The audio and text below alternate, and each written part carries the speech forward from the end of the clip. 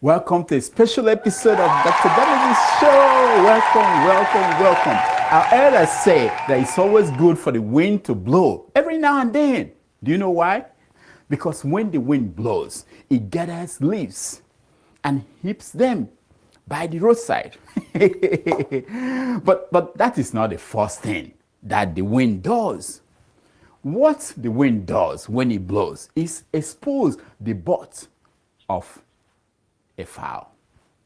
Take a look. Eastern Security Network was formed by government of the Eastern States.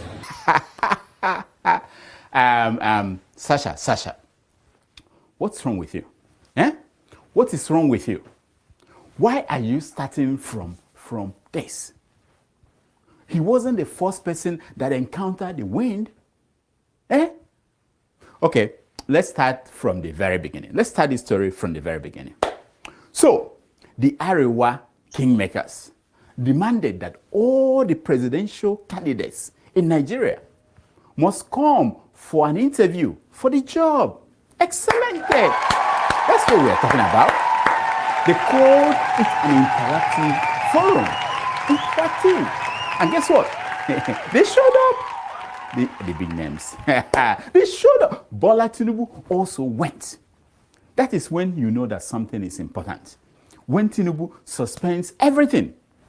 Doctor's appointment, nurse's appointment, all this appointment with psychologists, and showed up. Yes. Now, the first candidate that appeared was Yusuf Abubakar. Now, he was the son of the soil. Son of the soil. You know, he didn't have to worry about anything. He spoke to them in their language. Watch. I think what the average northerner needs is somebody who is from the north and who also understands the other parts of Nigeria. He doesn't need a Yoruba candidate or an Igbo candidate.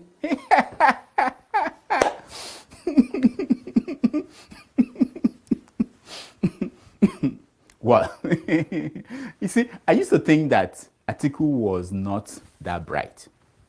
But here, he outperformed himself. He did. He told the North something that they did not know. I hate it when politicians tell us what we know.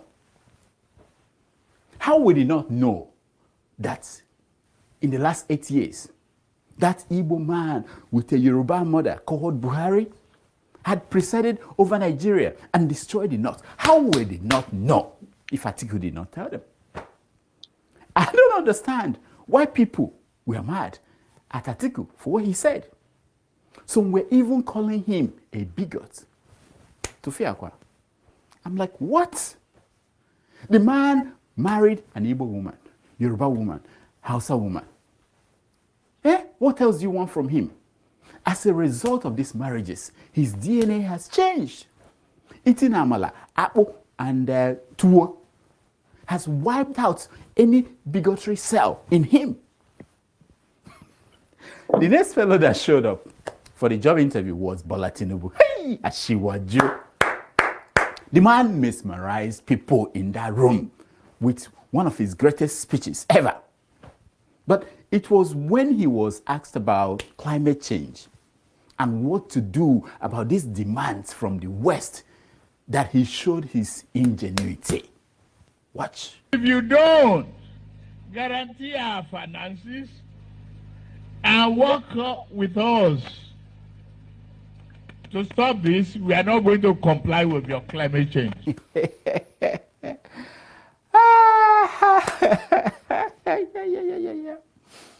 I said, move over, King Solomon.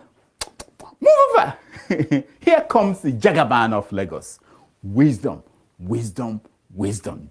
Dropping. You know the West and this their nonsense climate change talk must stop. No be so. After all, we have Sahara Desert. What do we need climate change for? What? Wise man. That was how Cameroon told Nigeria in 1977 or thereabout to build a dam on the Niger to avoid flooding. Who gave them the right to command Nigeria around? Cameroon? The same thing with the West. We can take the heat. By heat, I mean the flooding that is going on across Nigeria today. We lost 600 people due to flooding. And so what? We are 220 million people, for crying out loud. We can afford to lose 100,000 people and we won't even feel a thing. What? It is Cameroon's climate change. It is Cameroon's dam. What thing concerns us? Now, the other candidate that showed up was Peter Obi. Now, did you notice that Peter Obi did not get any tough questions? Because the brother of his vice presidential candidate was the moderator. You see? Watch. I will be perfectly honest with you. The biggest fear for the North is that your success as president will be the price to be paid for peace and security from the Southeast. Wow. Softball questions. Softball. You would think Obi would shine with that one, but he didn't. Here is Peter Obi's answer. Take a look. I've never, and I say it anywhere, please do not vote for me because I'm an Igbo man. What kind of nonsense answer is that? Yeah? The question was very simple. That insecurity in the East is why Nigeria is the poverty capital of the world. Yes. How will you assure the North that your presidency will not end that insecurity? Because we don't really want it to end. That was the question. I don't see anything confusing in that carefully crafted question. Nothing. Now, when Arewa asked Obi why he has not condemned the activities of IPOB's ESN, he brought the house down with his answer. Take a look. Eastern Security Network was formed by government of the Eastern States. They are the governors who formed security things. How can I go and condemn them? Now. This man Obi is a genius, underrated. I wonder where he gets these smart answers to any question thrown at him from anywhere. I wonder. Do we know? The best advice I got in Anambra State to stop crime in a place called Opiweka was I got the advice from a madman. It may actually work. If your job is to cure a mad country, you may find your solution by talking to madmen.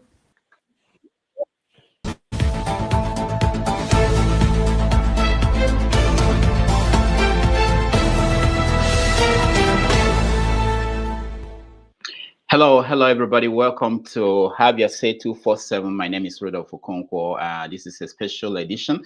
I screwed up. Let me start from there.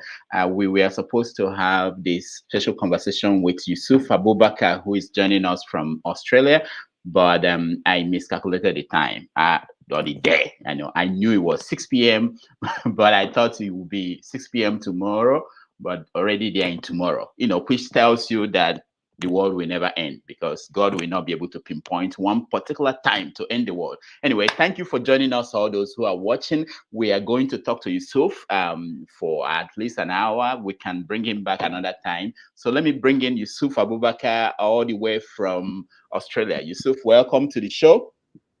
Good morning, Rudolph. It's evening here. Good evening to all our viewers from America. And I know people in Nigeria, it's nighttime where they are. Nice to have you. Yeah, it's 9:32 a.m. in Melbourne, Australia. Wow. So you can imagine there are also people in the western part of Australia that are actually 6:32 a.m. Wow. That's Western Australia, which is Perth. So we are 3 hours behind.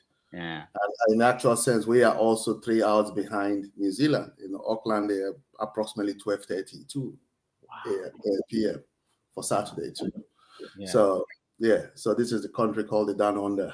Australia. Down Under, exactly. It's amazing. I've never been there, and I hope one day I will be there. Thank you so much for making our time to talk to us. For those who are watching, Yusuf is my classmate. We went to Federal University of Technology, Akure together many years ago. So it's an honor to have him here on the show. It's not many years, a few years ago.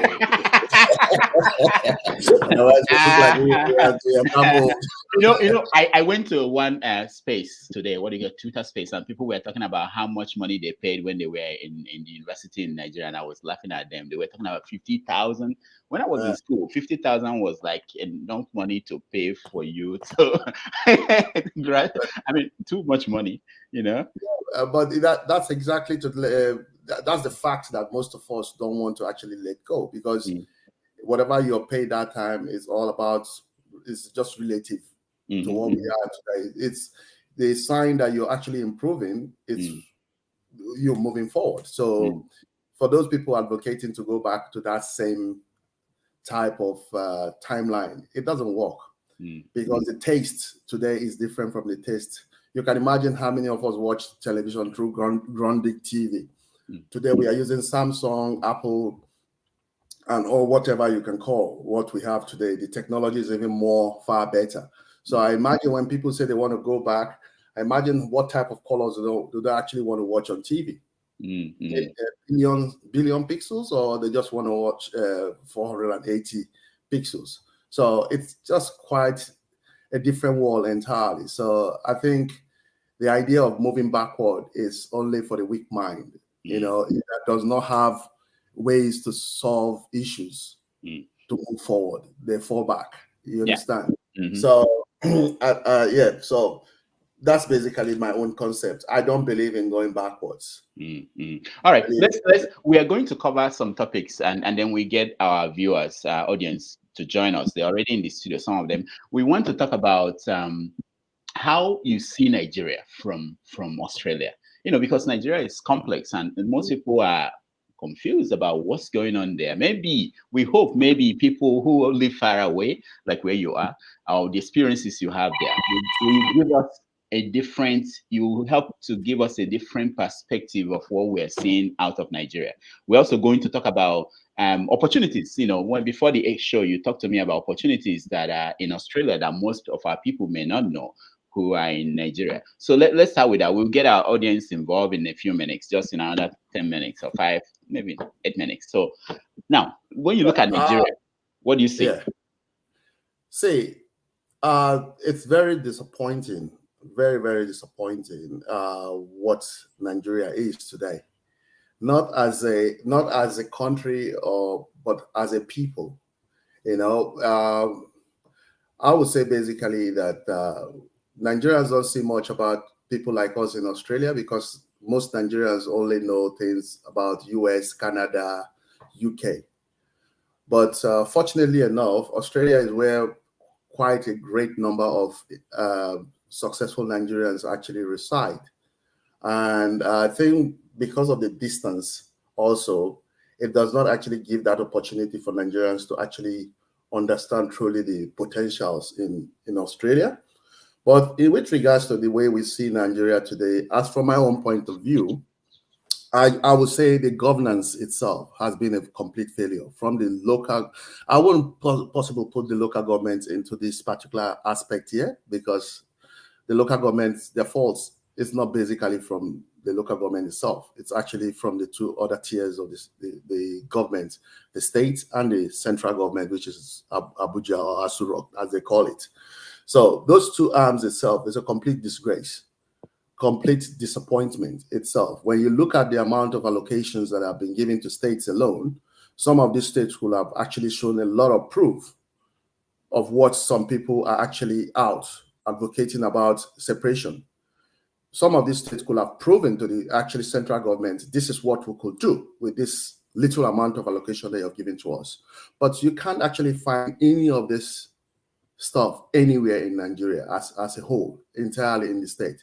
Then you have the central government itself, which unfortunately, I would say it's basically derived from the so-called educated elites as far back as 2015, both in Nigeria and outside Nigeria itself. They advocated for this particular government to come into place since 2015. One of the biggest problems that face Nigeria today is that we do not actually, as Nigerians, understand the difference of having a driver and having infrastructures. When people try to build drivers in order for infrastructures to be built later in the future on it, we use our hunger to make judgments. And that was a failure from the bunch from 2015 to date. Building infrastructures where there is no drivers to actually manage those infrastructure is just a complete waste of treasury, complete waste of treasury. Before you actually get a driving license, you need to understand the rules of the road. You need to understand what you can do on the road. Then you need to learn how to even start the car, what you do first.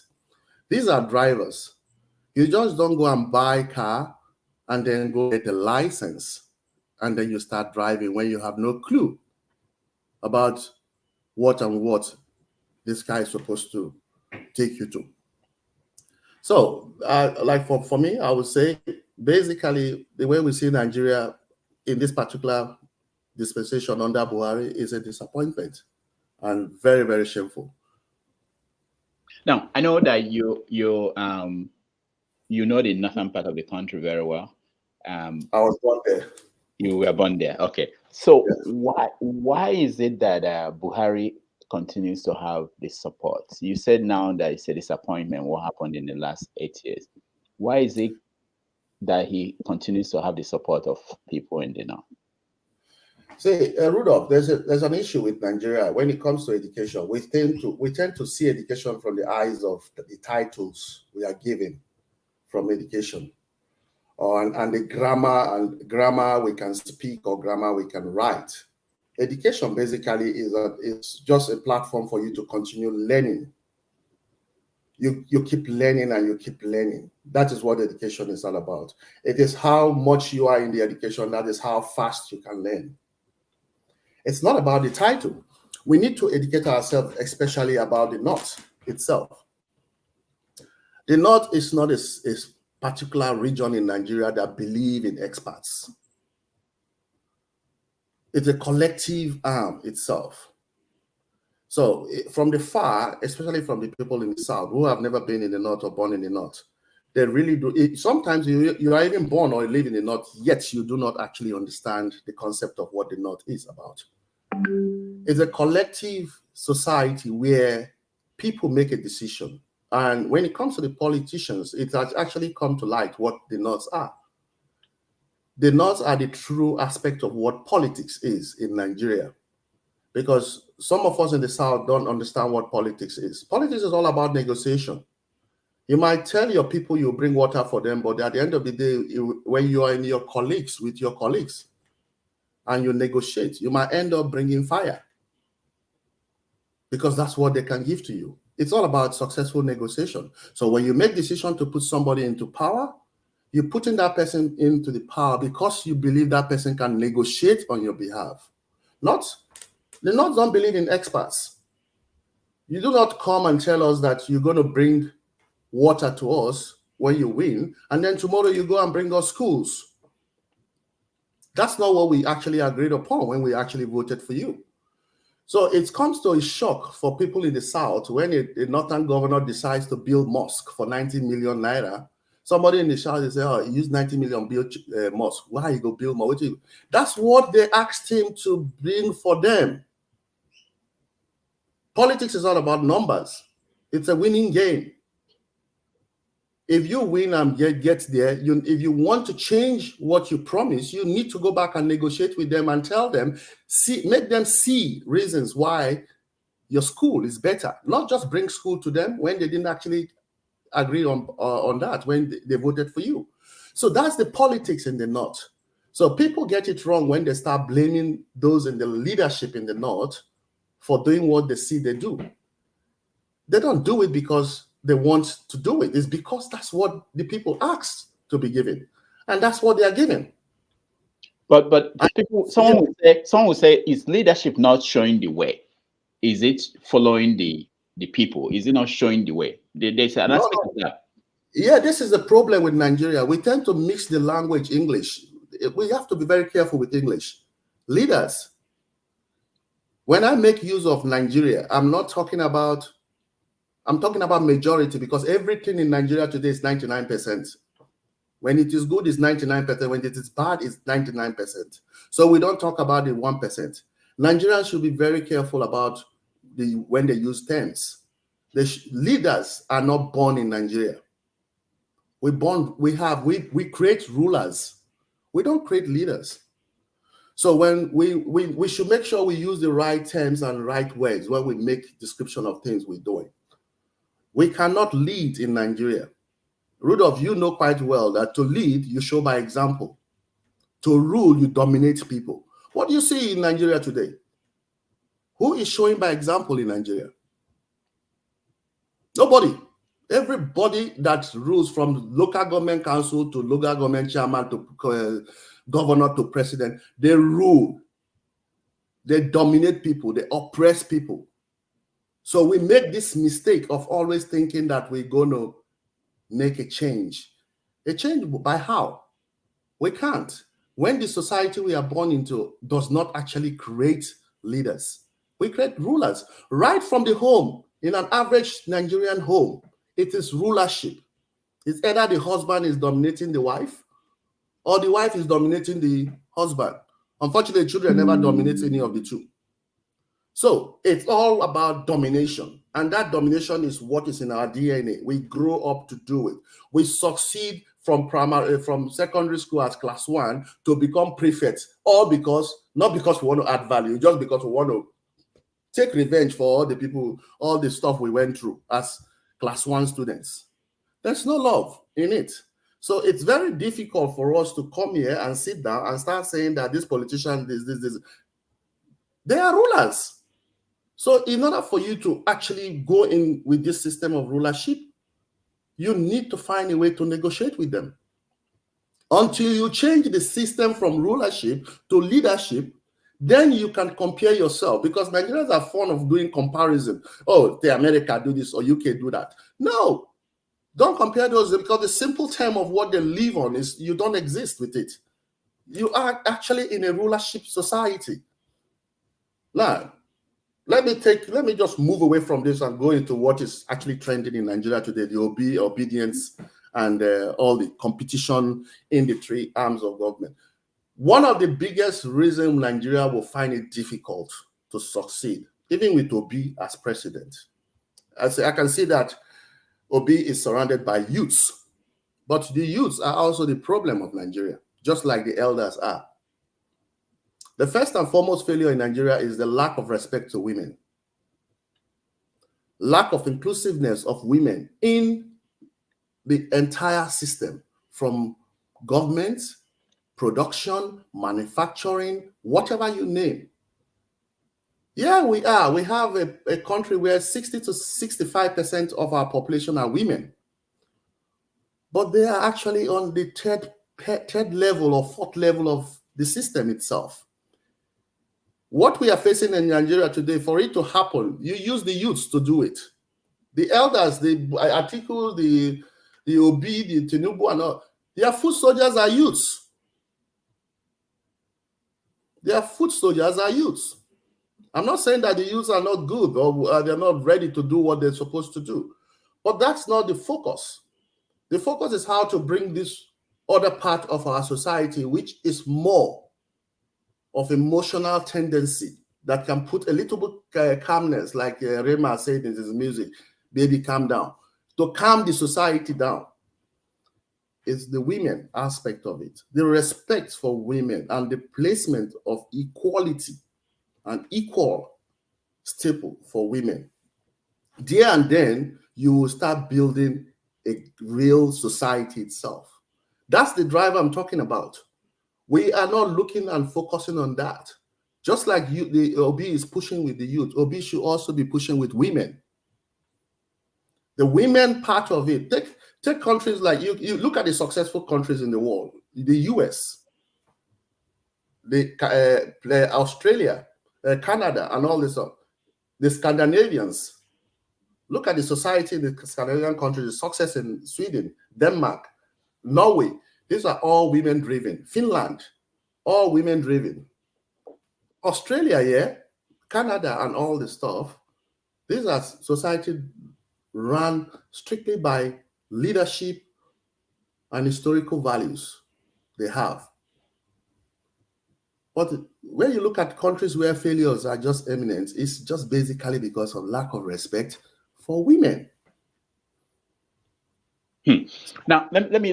Yeah, I want to get into. I know that our audience, they want to get involved in this conversation, but I want to ask you this. Being that you've lived in Australia for a while, if you look at this political system there, is there anything that Nigeria could probably borrow from that will help Nigeria to make its own political system function in a better way? Australia's society is a borrowed society from the British. We are not different from them. It's just that this political system is different. We are running a presidential, Nigeria is running presidential, Australia is running parliamentary. The problem here is that we are not the same. We have a language barrier. In this particular part of the world, we have one simple thing that makes us thrive: English language. We all speak one language, and that's basically it. In Nigeria, we have certain things that cannot make us, no matter what we borrow, it comes back and crash. We have borrowed a lot in Nigeria. I think it's high time we actually find a way to fix our own problem, our own way, because the borrowing is actually causing a problem for us. Now, like one of your videos I watched where somebody is talking about wanting their, Tinubu is talking about securing money before them in order for them to do climate change. It's for goodness sake, this is exactly the rulership mentality, because these people don't think, because they don't do anything by example. They don't lead, they don't come out to do things in order for them to see how it feels. They just talk. So when we talk about borrowing, there's no borrowing in this aspect. There's nothing the same with us here, because we are living in an historical society that was actually started about 100 years ago, and they've gotten to this particular level itself. There are failures in governance here, but people are punished for it. They are not rewarded for it. And you let me be very frank with you. That same thing that we fight in Nigeria, tribalism and tribe, if you look deeply, which is in the British society today, if you look deeply into it, the reason why the British government is having their problem today is because they refuse to put a brown face as a prime minister. They did all the whole permutation and end up with the wrong person, and end up in an African economy in 40 days. It crashed on their face because they didn't want to put a brown face. So there they played their own structural racism in a hidden form, and it affected them. But somehow along the line, because of the same driver they built, the person they put decided to resign because she don't fit carry the load for her anymore. She just work and go become housewife back. It's as simple as that. But in Nigeria, somebody will still be dragging their feet and let millions die. So there's no way we can borrow anything. We just need to find a way to work with things. We can't be comparing the south of Nigeria with the north. You see, in the north, no matter how educated you are, you can't challenge a cleric. We should respect that. I know it's not good, but that's the way their society wants to work. We can still blend with it. They have it in Malaysia. There are certain regions that are Islamic, but yet the whole central system works because of one single thing: respect. Respect for the minority, respect for the majority. You don't just pick and choose who you want to trample with. It's as simple as that. So the fact here is that everything can work in Nigeria, but it's just a basic aspect of we respecting people and doing exactly what the people, it's not what experts or what few people say, what the people want. Because Nigerians are very, very hardworking people, very, very successful people, if they're given the platform to do what they want to do. Most of us will not be outside here today if the platform was right. We don't need anything of that nature, but the problem there, the platform is not there in Nigeria. That is what we are lacking. There's no respect. There's no respect at all. Okay, we're going to bring our audience to get involved. While I bring them up, I want to ask you, how has it been in Australia, living there? And what are the opportunities there? And do you think you will ever come back to Nigeria to live? I'm not that one of those people that want to die and be buried in Nigeria. No, sorry, I won't be doing that. Secondly, I always love to come back to Nigeria, but the reason why I did not travel since 2015 back to Nigeria is because I cannot live in a society where an illiterate leads. I can't. So that makes my entire family a waste, because I was sent to school for a good reason. And I can't see myself. I know my family members, my parent, my mom died. I did not go to Nigeria to bury her because of this simple reason. I'm a man of principle. I see it as clear as it is. If you are led by a goat, you're all goats. It's as simple as ABC. There's no point about it. So me coming to Nigeria for a visit, it's like giving an acknowledgement of support to what the government is, or what the government is doing, or who the government is. I have no personal beef with the president or whatever he is in Nigeria, but I just don't see myself as a human being being ruled by somebody like that. It makes no sense. It's as simple as that. But you see, democracy is where the opportunity, where even devil will have supports and followers. It's a good thing. But it's a wrong thing for educated people to canvass for the wrong thing simply because of livelihood or because of pride. It's very, very wrong. It's either better you stay behind and not vote or campaign than you campaigning for somebody you know will make the life of millions miserable. It's wrong. Very, very wrong. I won't support that. But I will come to Nigeria when when who becomes president? See, to be very frank with you, this is my own opinion, and don't get me wrong. Obi is the right person for Nigeria. Don't get everything from every indices. Obi is the right person. But let truth be told, because one of the things with Nigeria is that they cannot differentiate truth and facts. Facts are written. Truth is what your perception believe, or what you say you saw. So these are the two different things. What I see in that country today is that the only person that can actually put that country together and stand is Atiku. Because the problem here is this: we have a hydra that lives in our society called the Nigerian military. It's the greatest threat that country has ever known, the Nigerian military. I might be wrong.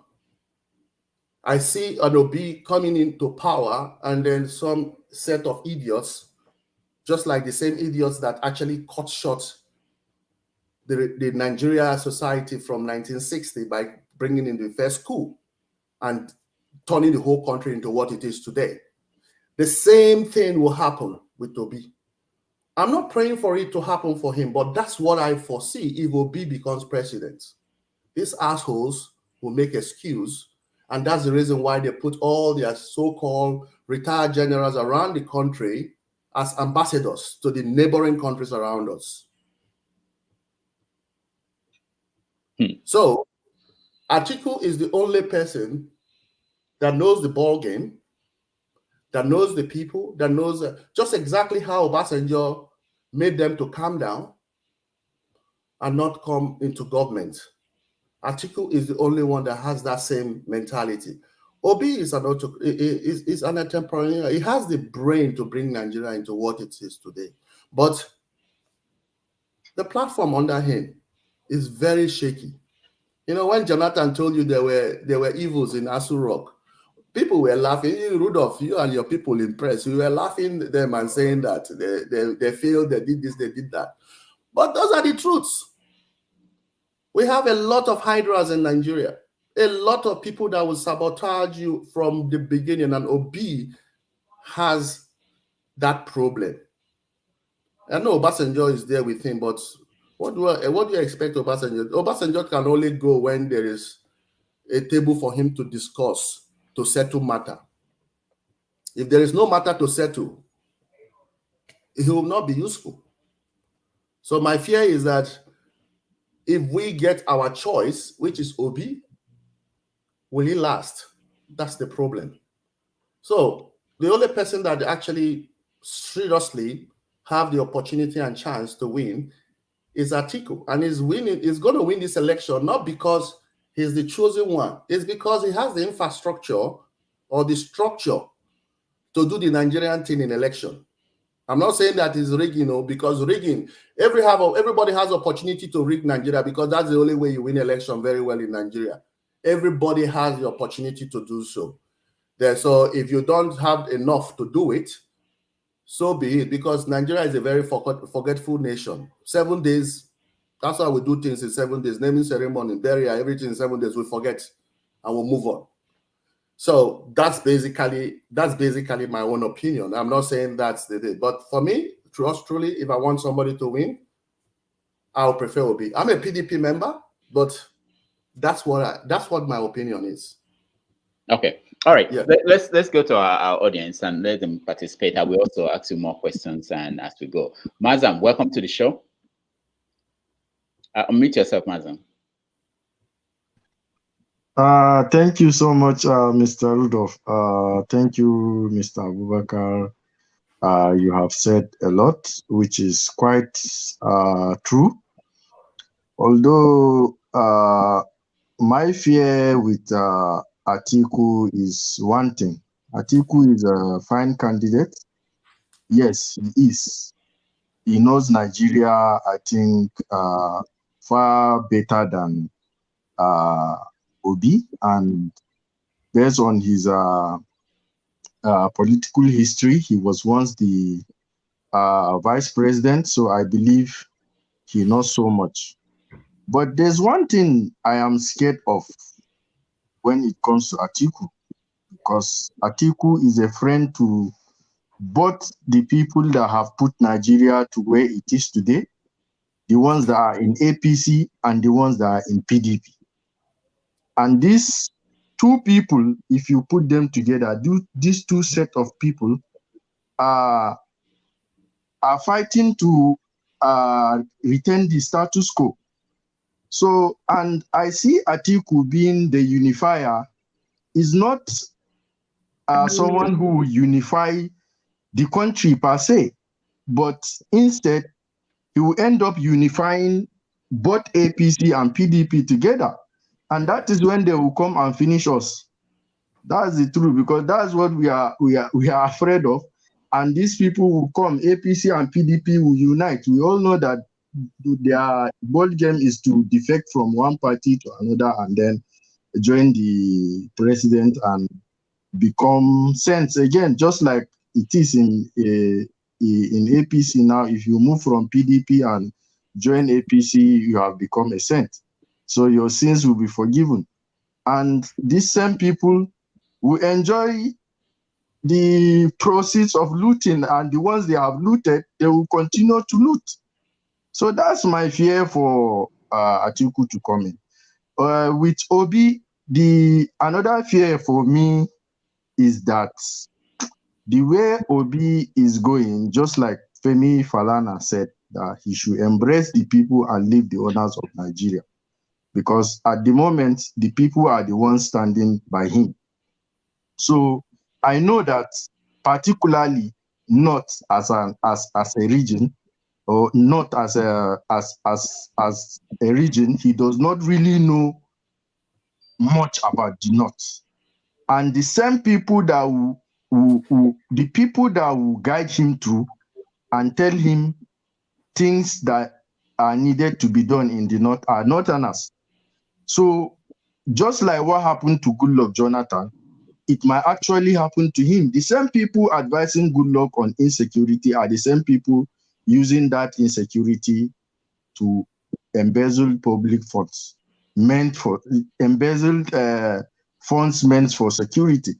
So this is one of my fear for him. I think, but for Tinubu, that one, I don't know what to say because his age. I'm seeing that we are going to repeat another Buhari or even a worse version of Buhari. That's what I'm seeing. That's my opinion. So right. that is, and particularly on the northern issue, you said something that is that the northerners have something in particular that they negotiate. Yes, North is good with negotiation, and particularly what Buhari is doing, like Rudolph, you have asked why is not still supporting Buhari. Yes, because if you look at it, Buhari is doing the bit of that. He's doing what majority really want. That's the politicians, those that are in power, those that controls the North. Most of them are enjoying what Buhari is doing to them. The only people that are complaining are the masses. So that is it. If you see people complaining, are the masses. They are the ones that, and we cannot, the Northerners, we are raised not to challenge our leaders. Whatsoever they say, we accept it, we take it that way. That's okay, Mazam, thank you.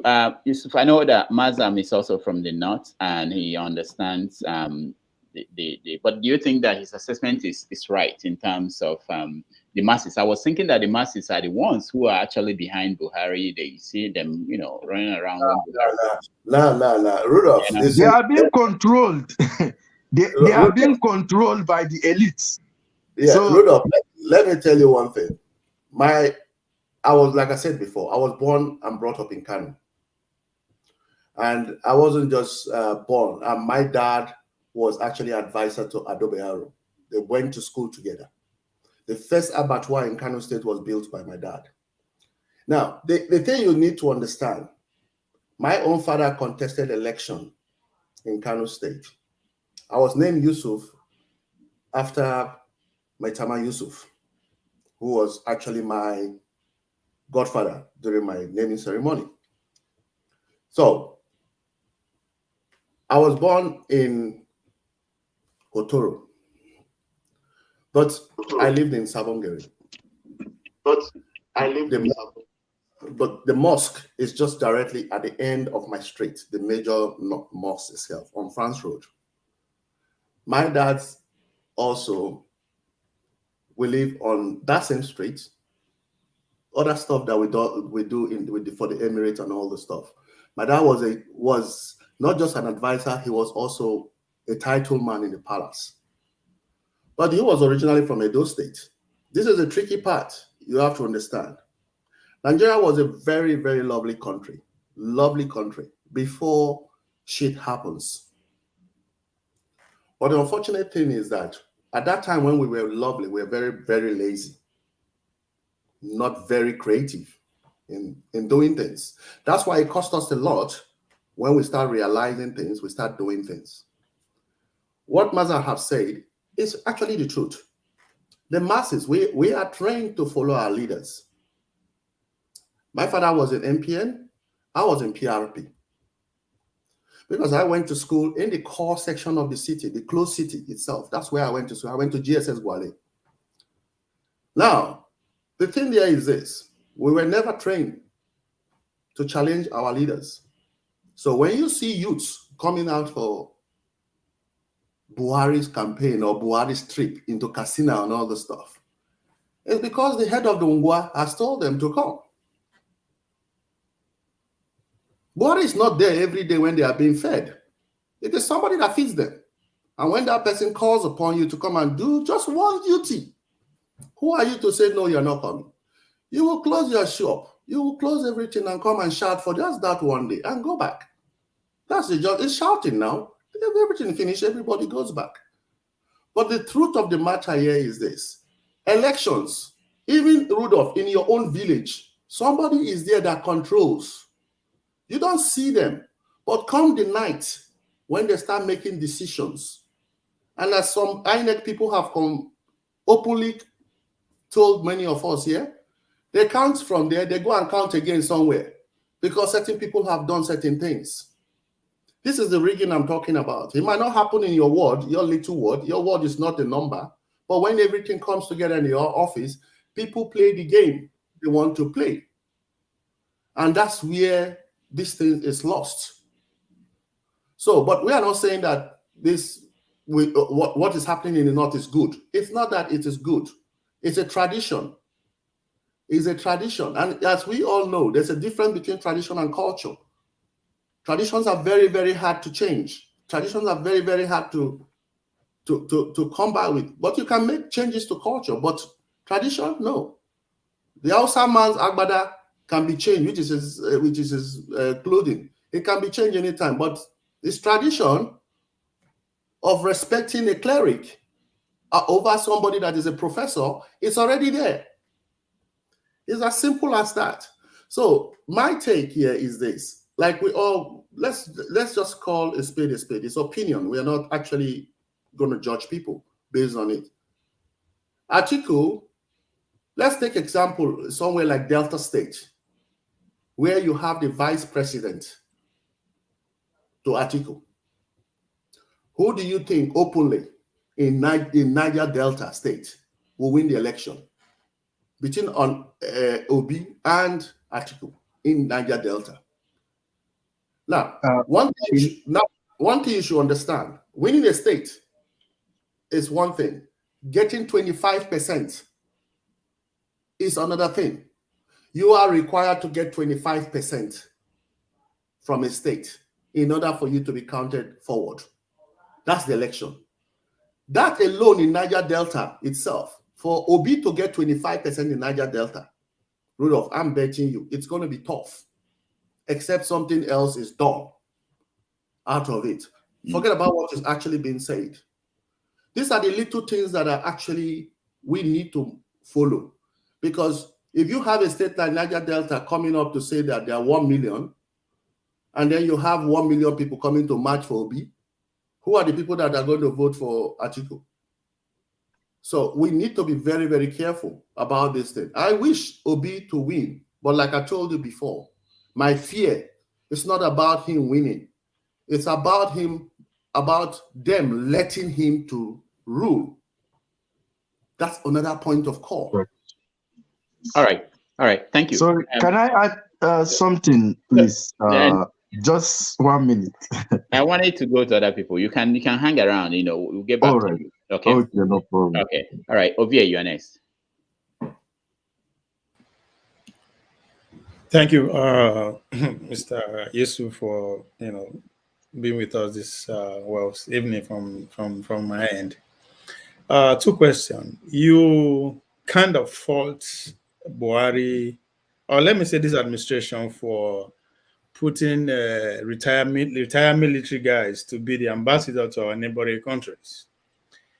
You fault them because you know that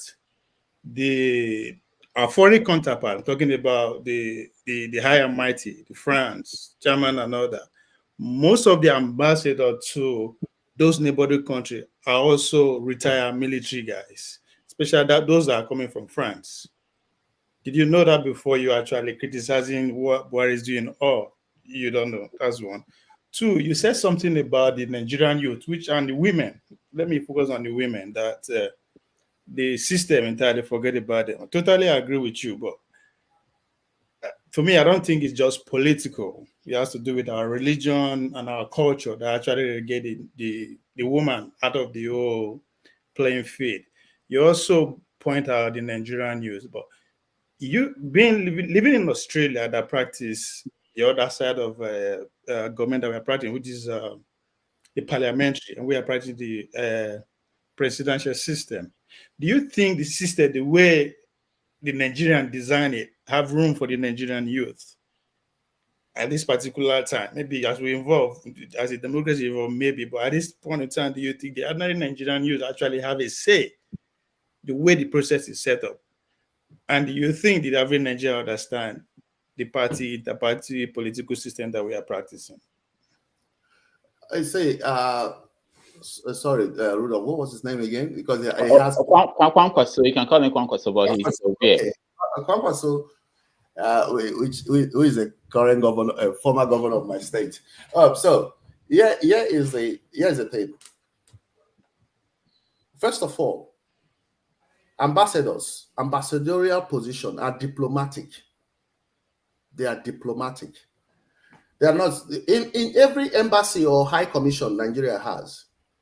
There is a section for security.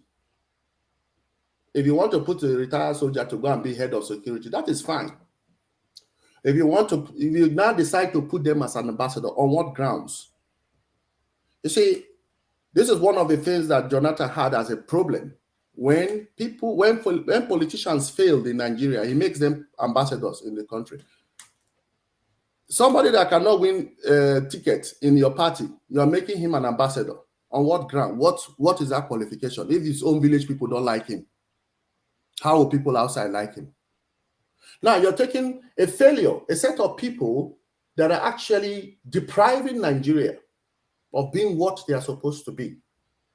You need to look at the inner side of this. Is why I'm saying that most Nigerians, they know things, they follow things that are written by opinion writers writing things. There are two types of stories in Nigeria: those that are born into it, that have it, and those that just sit down and imagine things and start writing because they think they are good writers, and people feed on that. There's a particular reason why Buhari put all these people. Forget about what other people did.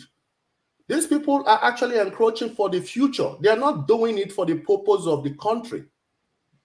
We are fighting insurgency. What have they actually helped in stopping that from happening? They use that pretext to put that there. No, it is not. Come 2023, you will see the real reason why these guys are actually made ambassador. Forget about France. Every other country outside knows the benefit of what these people are planning. You either be on this side or that side. Whichever one wins, you just jump ship. That is what the Western world does. They are there for themselves. They're not there for you. So if the plan of these people work, we go with them. That's what the people want. Every country wants Nigeria to be what Nigeria is, remain the way it is, the status quo. Let the money keep running away. Let them keep eating. Tinubu wants his finance to be guaranteed so that his money will continue flowing because he wants to do climate change for Nigeria. Go and look at I was watching a video for the amount of volume of water coming close to Third Mainland Bridge. The volume of water into the Atlantic Ocean alone. And this guy is sitting down waiting for money. If they give him the whole money, how is he going to stop that stuff? How is he going to do it? That's one part. My brother, there's nothing against, like I said, I don't have any personal issue with Buhari, but he has never in his life shown one iota of skill in rulership, leadership, call it whatever you want to call it, in his life. He was born into autocracy. He was born into a rulership society where all he does is dominate. He doesn't even know what happens around him. And like you rightly said, like Mazam said, he discusses with people he negotiates with. Those are his negotiators. The main people that come to represent their people. That's who Buhari deals with. All the other those masses you see there, he doesn't recognize them. He doesn't know them. So it is the main people, and those people are there. The rest is so Kayari, Funtua, and all those people. These are the people he discussed. You think it is just by mere chance that Gambari was taken away from United Nations and come to make replace Kayari? No, it wasn't. Gambari has been in United Nations since, making sure that everything Nigeria goes to United Nations to fight, it's never heard. He has served the country so diligently well and put us in this position we are in. And he has now been brought to come into Asu Rock to sit. Most of you don't know these people closely, like some of us that were born into them. These guys don't have anything to serve. They are just there to do what how will I put it? You know, that woman from Lagos said the Igbo boys are cultists in overseas.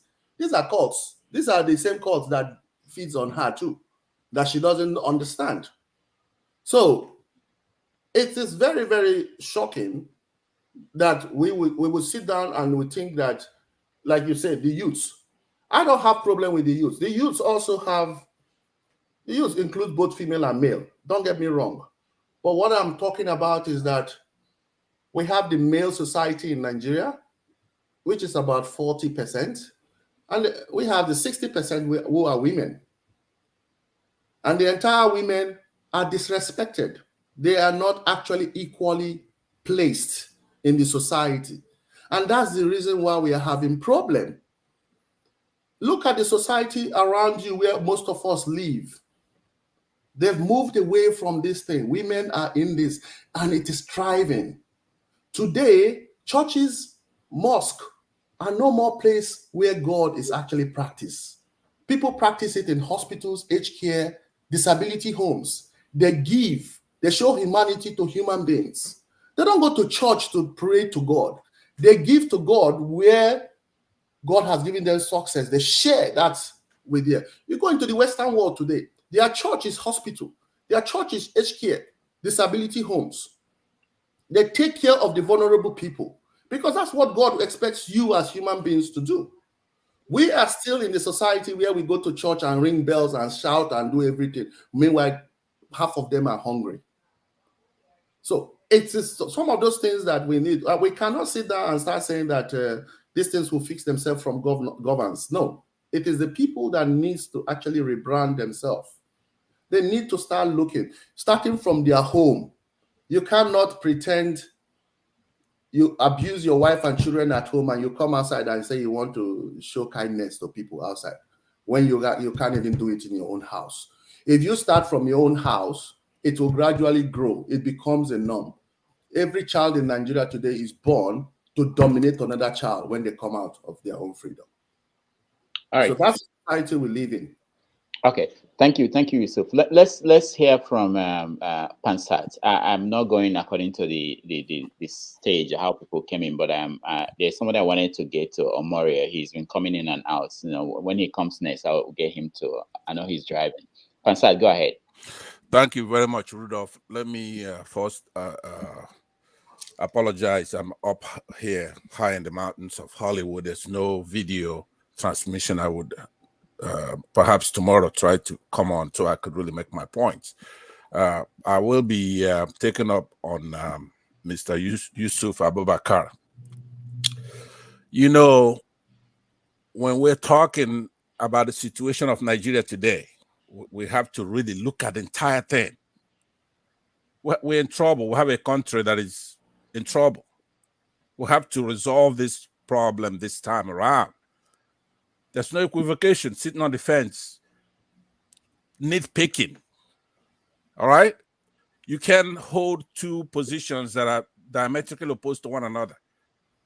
If you're going to be against Buhari, you have to be against, what's his name? Both Tinubu and Atiku. There's no way you're going to be against Buhari and you're for those two. You're just playing with our intelligence, right? We're serious this time. We're going to take that country back. So I'm going to be, first of all, let me appreciate that you're here and at least you're progressive to an extent. But you demean everything you're saying when you're talking about Atiku. Is it his guidance? His direction? What is it? So we have a revolution, but it's a Nigerian kind of revolution. Because all these our enemies are very, very lucky about one thing. We don't have a disciplined and educated populace, right? Because when you're talking about Tinubu, who are you talking about? You're talking about APC, right? That is who we have now. Now, the thing that gets me frustrated and why I get upset when I come onto this platform is that we have enemies from France to the United Kingdom. Our continent should be the best. We're educated. We're in these first world countries. So instead of us actually attacking our enemies and dealing with them, somebody like Macron or whoever they have at the United Kingdom, where they're trying to do a kingship, autocratic king in the 21st century, but they are neo-colonizing us in Nigeria with a bunch of desert bastards, right? So we're fighting among ourselves. I listened to Mr. Mazam, who I'm so happy because we Southeasterners, we can't really talk that much.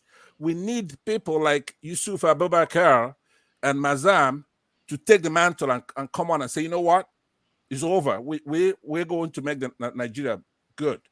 Because if I say something as a Southeasterner, I'm for Obi because I'm of my tribe.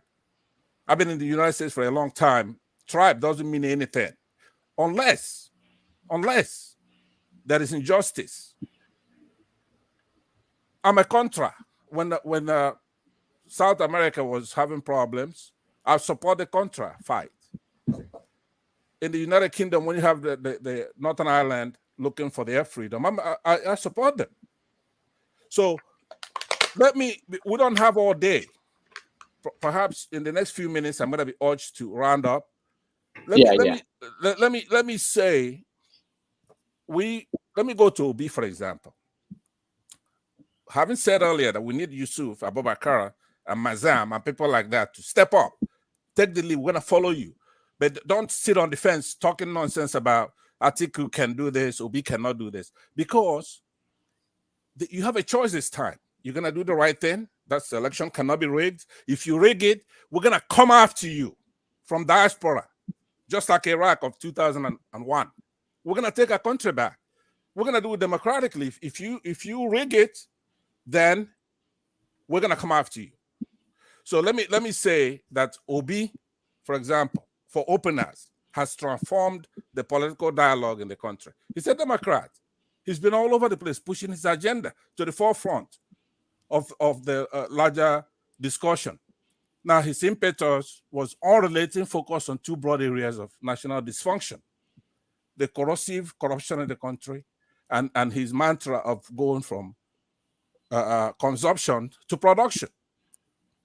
All right. So he's talked about how these elites, the degree to which their politics are bets rather than ameliorate the economic inequality and in dislocation, which is killing off our collective sense of opportunity and hope in the country. A lot of us are in diaspora with awesome talents. It's like we're in exile. So the youth have already done what they're supposed to do. Democratically, they have organized and they've pinned their hope on Obi, who is not my kind of candidate, but I'm compromising. Obi is not my kind of candidate because, Rudolph, just give me 1 minute, and I appreciate your program and what you're doing. But what we have to do now, our problem are actually people who are sitting on the fence. We have to take the country back. Okay. I mean, you cannot just slash everybody's hope by recommending somebody like Atiku, who's never, ever going to be the president of that country. I can assure you that. All right. So what we're trying to avoid is war. If they rig it, it's war. We want to avoid that. Let them compete. Let INEC, not just INEC, everybody else, international observers, those of us in diaspora, determine who won that election. It's not going to be a monolith, where INEC determines who won it.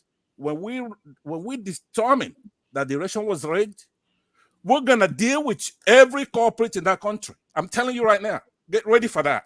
So it's not like we're not sitting on our knees begging for you to do the right thing. Do the right thing. If you don't do the right thing, the other option is not that somebody who didn't win it assumes the office of that country. It's not going to happen. It's never going to happen again. I'm telling you right now. So I hope you come back to me again, because I had 2 other points that I want to make before I exit the stage. Thank you very much. Yeah. Thank you. Yusuf, when you respond, I also want you to address this issue of what do you think about inroads so be probably has made or needs to make in the North, because it's easy to look at what's going on, and how do you assess its reach in the North? Yeah, first of all, Rudolph, let me talk to tell my brother Pansat. Pansat, I am not advocating that Atiku should win. Like I said before opening, I gave my reasons for each individual persons. I never actually even suggested or tell you reasons why Tinubu should not win, because I didn't even go there. Let me make it clearly known. And Nigerians, as Nigerians, well, like I told Rudolph before, when we use the word Nigeria or Nigerians, we are not generalizing. It's just a fact that if in that country, 99% is everything now. If it's bad, it's 99%. If it is good, it's 99%. So we use one simple term, because you can't use few or some in Nigeria anymore, because those things are very little. Now, even this is where democracy is sometimes called a godly process. It's a God process. It's a choice. Even in this world today that God created us and created, even devil have followers, just like God have followers. And God is not angry. He just wait, at the end of the day when you die, you know who wins. That's as simple as that. Devil has a choice. So in democracy, Atiku, Obi, Tinubu, Kwankwaso, everybody has got that same platform. But in the Nigerian context, as we all know, which person is saying if they rig, they will do this, they will do that. If there is a chance, you know the system is there, use it. And use it and don't be caught. Because if you come back and start crying rigging in a society where people forget in 7 days, it's gone. We all were here. We were here alive when Imo State election was given to 4th person. This is a state with the brightest mind in the country. They went quiet. They went quiet. Nothing happened. Because they say it's a law. So let's not get angry or personal or anything. This is not that issue, because that's not what we are here for. But what we're here with is that we're trying to be very truthful to ourselves on what is on the ground. None of us here wish for anything bad to come. We want the country to change. Not even change, we want it to transform into a better society. Look at it, even in this hardship, Nigerians are still doing greater things. Individually, they are doing greater things. But in the sense of the aspect of the governance itself, like I started before, I do not blame anything to local government, because they've never been given the opportunity. But the state and the federal government has failed the entire nation. Those two arms, they failed woefully, shamefully, everything you can say. But when it comes to election, don't go coming thinking that Kanu, what do you call it, Ikeja, Enugu, Yenogua, and all those cities are where the election is determined. No, they are not determined there. They are determined in Rano, Gezawa, what do you call it, Aguleri, and all those places. That's where the elections are determined. So you can do all whatever you want to do in a 3 million volume state capital, but the little areas that comes, that is it. Now remember, like I said before, this is a presidential race that has a mathematical calculation.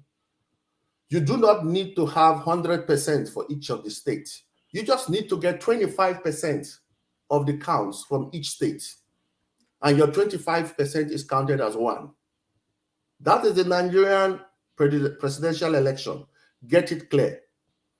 Now look at the permutation, the manipulation, and then see what it is there. PDP is having their own headache now because everybody is trying to negotiate position and office.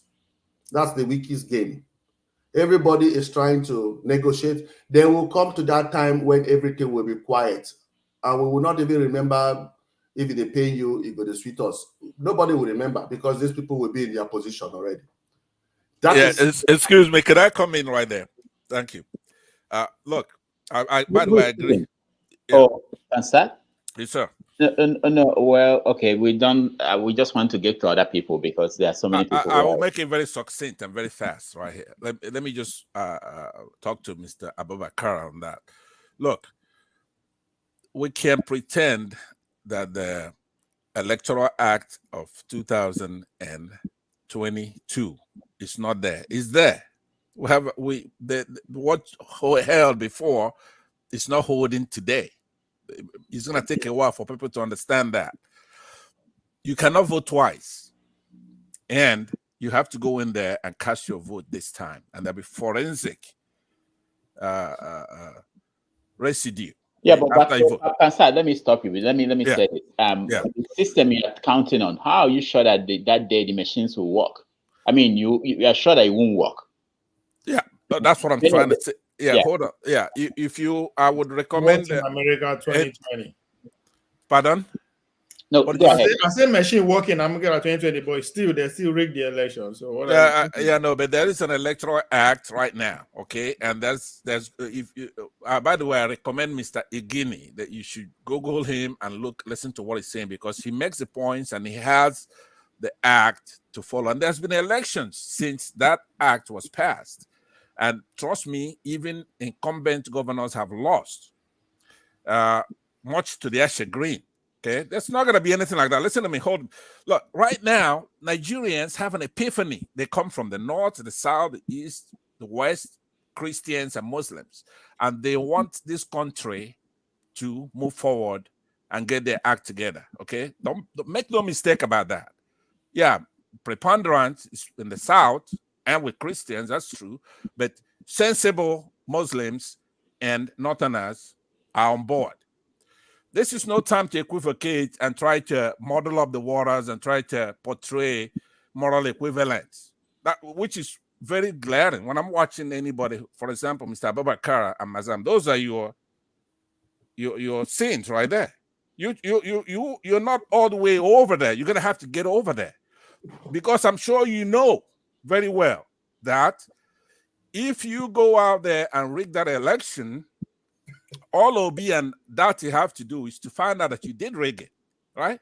So it's not going to be like before. You could smirk all you want. This is the truth. There's been elections since the act. First of all, this guy, the Senate president, is a powerful force. He wanted to go and run for office as president and then come back and take his position back as the Senate majority leader, Senate president. He couldn't do it. There was litigation, there's everything, INEC, everybody. He couldn't do it. In those days, he would have been able to do it. Let me just tell you, is it Ondo or Ogun or whatever, they sound the same to me. Okay, but whatever state that was, the governor there wanted to remain in office. He couldn't remain in office because he lost. So now with a small state, maybe Tinubu could buy some people, do all that nonsense he's doing. First of all, it is going to be impossible for Tinubu to win that election or become president. Because what does it say? He rigged it, right? So we're not going to accept that. Two, Atiku is not going to be the president. Take it to the bank. So right now, let me conclude with this. We can be wasting our time on this program, which I think is a very good program. I'm trying to say, let's move on, because it's only people in the middle who come here trying to waste time. If you're in the middle, get out of here, go and make up your mind, then come back. We got 3 or 4 or 5 months to get to the election. We don't have time for people on the fence. Okay, right. So to wrap it up, Rudolph, I'm gonna like I said to you, you're a nice guy, and that's good. We all like you, right? But I'm asking you today to stop empaneling bodies of Nigerians who are sitting on the fence, because we come from a disadvantage. Okay, we want to get along with everybody, because if we don't do that, we appear to be too forceful, too tribal, or all that. But look, it has to be mathematical, like he said earlier. It's mathematical. Obi has broadened his appeal. He's the only candidate that's broadening his appeal to key constituents, right? He's got the program, right? So unless if they bring somebody better than Obi, I will support that person. I'm not an idol worshiper, but if one of somebody mini stable or somebody, he texted right there that if you bring war that they're ready, well, go and get double ready, because Saddam Hussein used to talk like that in Iraq of 2001. Okay, he has to flaunt. Let me anyway. Anyway, all right. Thank you very much. Yeah. Okay, Yusuf. Please. I think Rudolph. Let's not. This is becoming too personal. I did not advocate for Atiku or this, but I'm only telling you what my opinion is towards. I didn't say people should come vote to Atiku. I didn't vote for Atiku. So it's as simple as that. Let's not get this thing to. It's when people become so forceful, you make democracy not to be a choice thing anymore. So it's as simple as that. So I will not actually advocate back and forth, because we've got a lot of people that have been here and patient. So let me, before we go into politics, because you asked me a question about opportunities in Australia and all that stuff, let me just get that before we go. Now, as you all know, in the real world today, COVID has actually exposed a lot into most economy in the world. And one of the drastic things that has happened is a work shortage. In our society here in Australia, majority of the casual and part-time jobs are mostly done by students and visitors. And because of COVID for 2 years, specifically in my own state, Victoria, which was the most locked up state in the entire world itself. So basically, we went into a full lockdown in order to avoid, because we had close to 1,000+ people died from the illness. So that has generated a lot of job opportunities in the country. Now, initially, the way Australian government does bring in skilled workers is they have a quota system. The quota system normally is placed at 120,000 people per year to come all over the world. Now, it has been increased to above 200,000. Now, the thing there is that although most time this country was built on a white-only principle before, but now it's open to everybody. Now, one of the things that is there is that there's quite a lot of opportunities now, specifically for Africans and Nigerians specifically, with good education and good experience to actually migrate here or even come here and work for some time and go back home.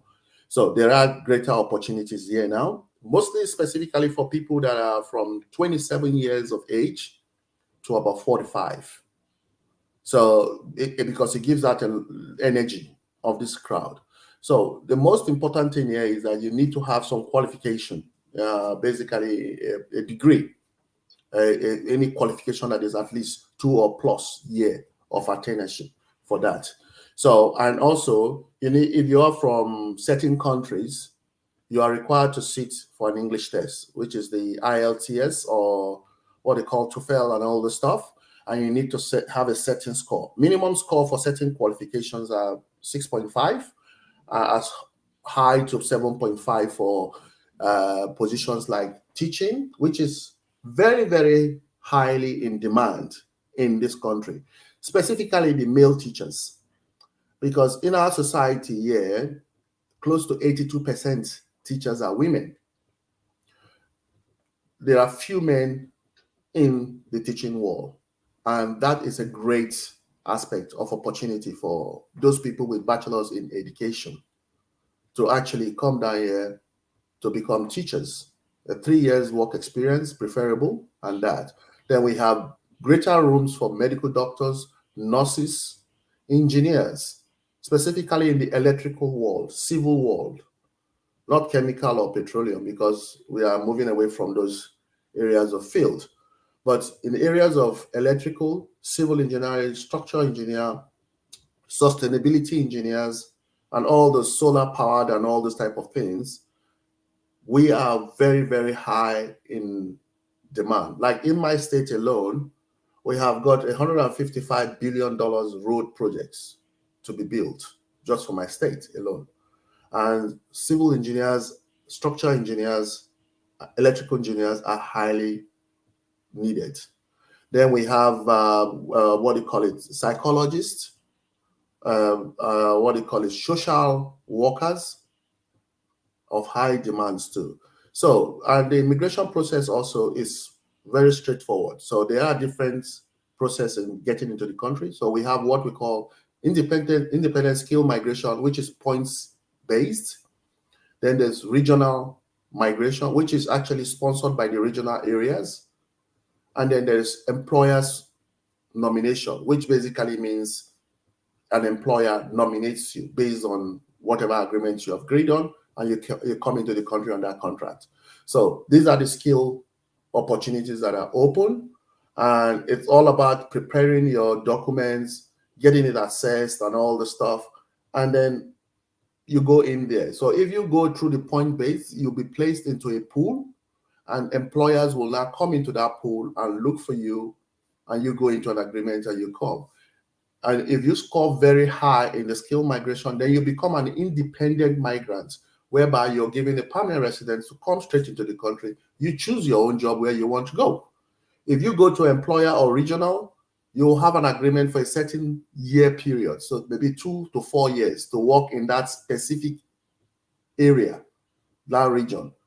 And then once you finish, you can now choose to go anywhere you want to go. So you meet that condition. So those are the opportunities that are there. Agriculture is one high area too, because our economy here is based on agriculture and mining resources. So these are opportunities that are available here. And this time it is very, very good opportunity for Africans, because UK is also chasing for people. Canada is chasing for people. So these are the markets where Australians normally go to get their white people. Now the white people are looking for people, so they can't take white people. So there are opportunities for black people now. So I say, if you have people out there that want, put Australia forward as your opportunity. Rudolph might give my email to Rudolph at close time. People that are interested can contact me directly, and then I can assign you to reputable migration lawyers that can actually help you for the process and all the stuff. And then we can actually discuss further on that aspect.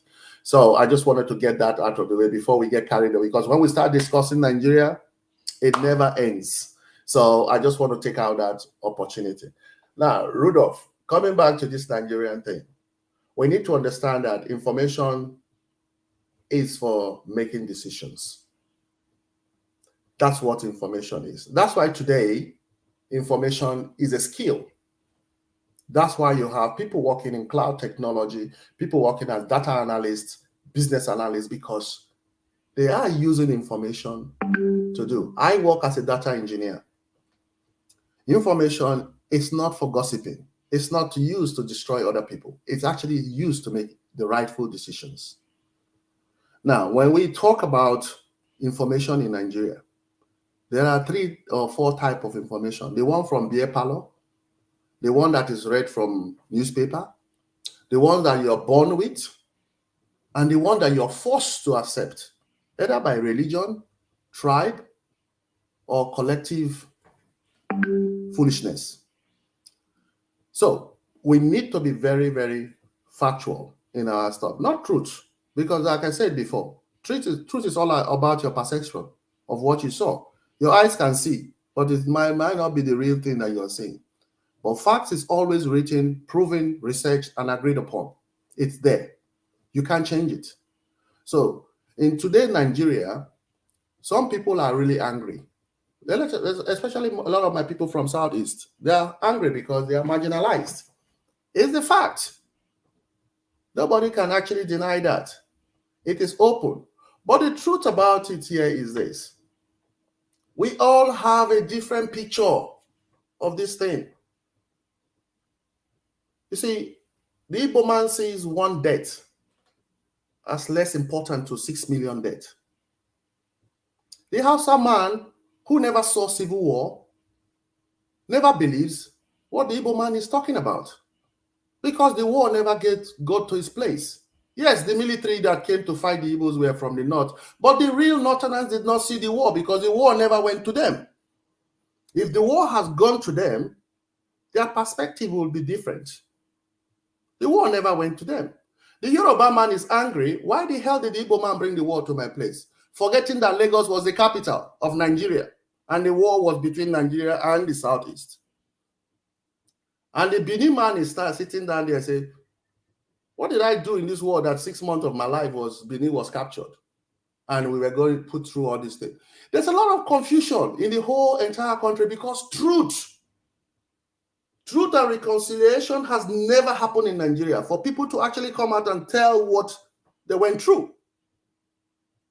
We are here today. People are making up stories, writing books, writing this and that and that. It's bullshit.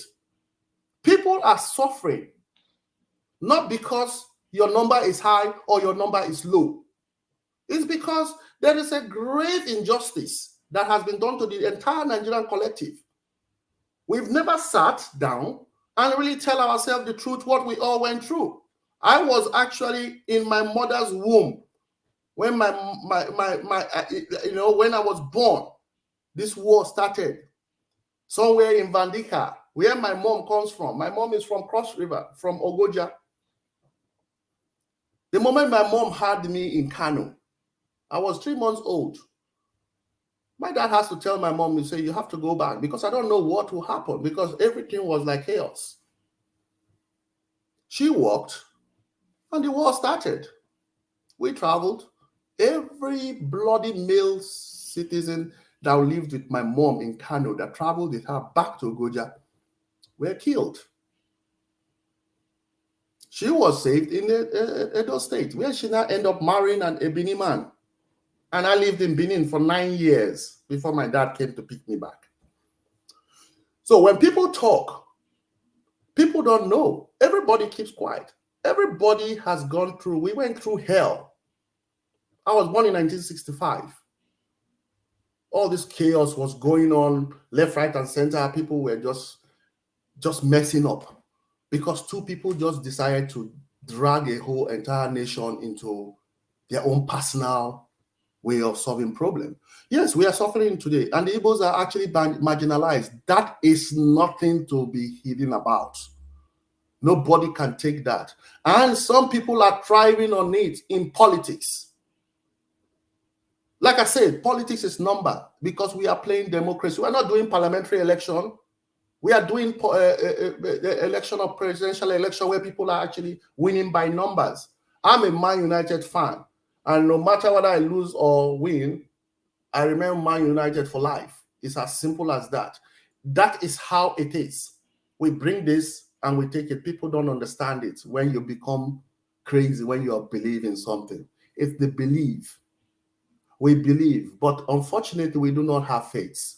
We do not have faith in Nigeria today as it stands because we need to separate this belief and this faith. We need to understand that faith is stronger than belief. You have to have faith in God before you believe in God. It's as simple as that. So people don't understand these two differences. And Nigeria is so bad. We make things, we turn things, personalize things when we are trying to discuss. We don't. In democracy, it's a choice. If you come here and say Tinubu will not win, except you have juju, that you have seen it, fine. Election will come and we do. All of us had this belief that 2019 Atiku was going to win the election. Boom! It happened. And we are here today. We are the most peaceful nation. Don't get me wrong. Nigeria is the most peaceful nation. It's just that little here and there, with people are making noise and doing things. We are being taken advantage of by some political class. And the worst part of it is that military, the Nigerian military, is the backbone of that political class. And if people keep thinking that that particular little collective in our society can be put aside and we can do this magic, we are joking. We are really, really joking. I believe that all the political leaders know everything. Kwankwaso was a defense minister one time. He knows the game. But I don't talk about Kwankwaso here. That is an option and all the stuff. No, it is not. I'm not giving options for people. Politics people that have PVC should go and vote. That is their choice. They make the choice, they will live with it. But we will only tell them, we advise them to tread wisely, tread very, very wisely, because if you do this time and you do it wrong, like I started before, I say my choice is Obi. But the way things are, if we want Nigeria to be able to manage itself, Atiku is the only thing that can fight with the structure. That was my job. I didn't say Atiku should be president. I just tell you what it is. So this is basically how it is. Let's not just bring down the suffering in the Southeast. It is not something that we can bring. They are marginalized. You know, I'm surprised that people like Tinubu is coming to contest, and you have some people from Southwest justifying it, because we are very good in writing narrative. We write all these big grammar, people read and start shaking their head. I am not that type of person. I was born and brought up in the North. We are not taught English properly in schools. That is why they call us Abuki and all this stuff. So, yes, fine. We don't mind. We can even be Malu too. It doesn't really worry us. But the reality of the fact here is this. What Tinubu has done is showing complete disregard to the Southeast. It will have been an opportunity for the society in the Southeast to compete with themselves. APC, PDP is just a platform. It's not really this. People should understand that the people that are actually coming there, because if you have taken somebody like what's it called, the guy that is the African Development Bank stuff, and put him in APC to compete with Obi, I believe even Pansat will be having a doubt. Pansat will be having a doubt.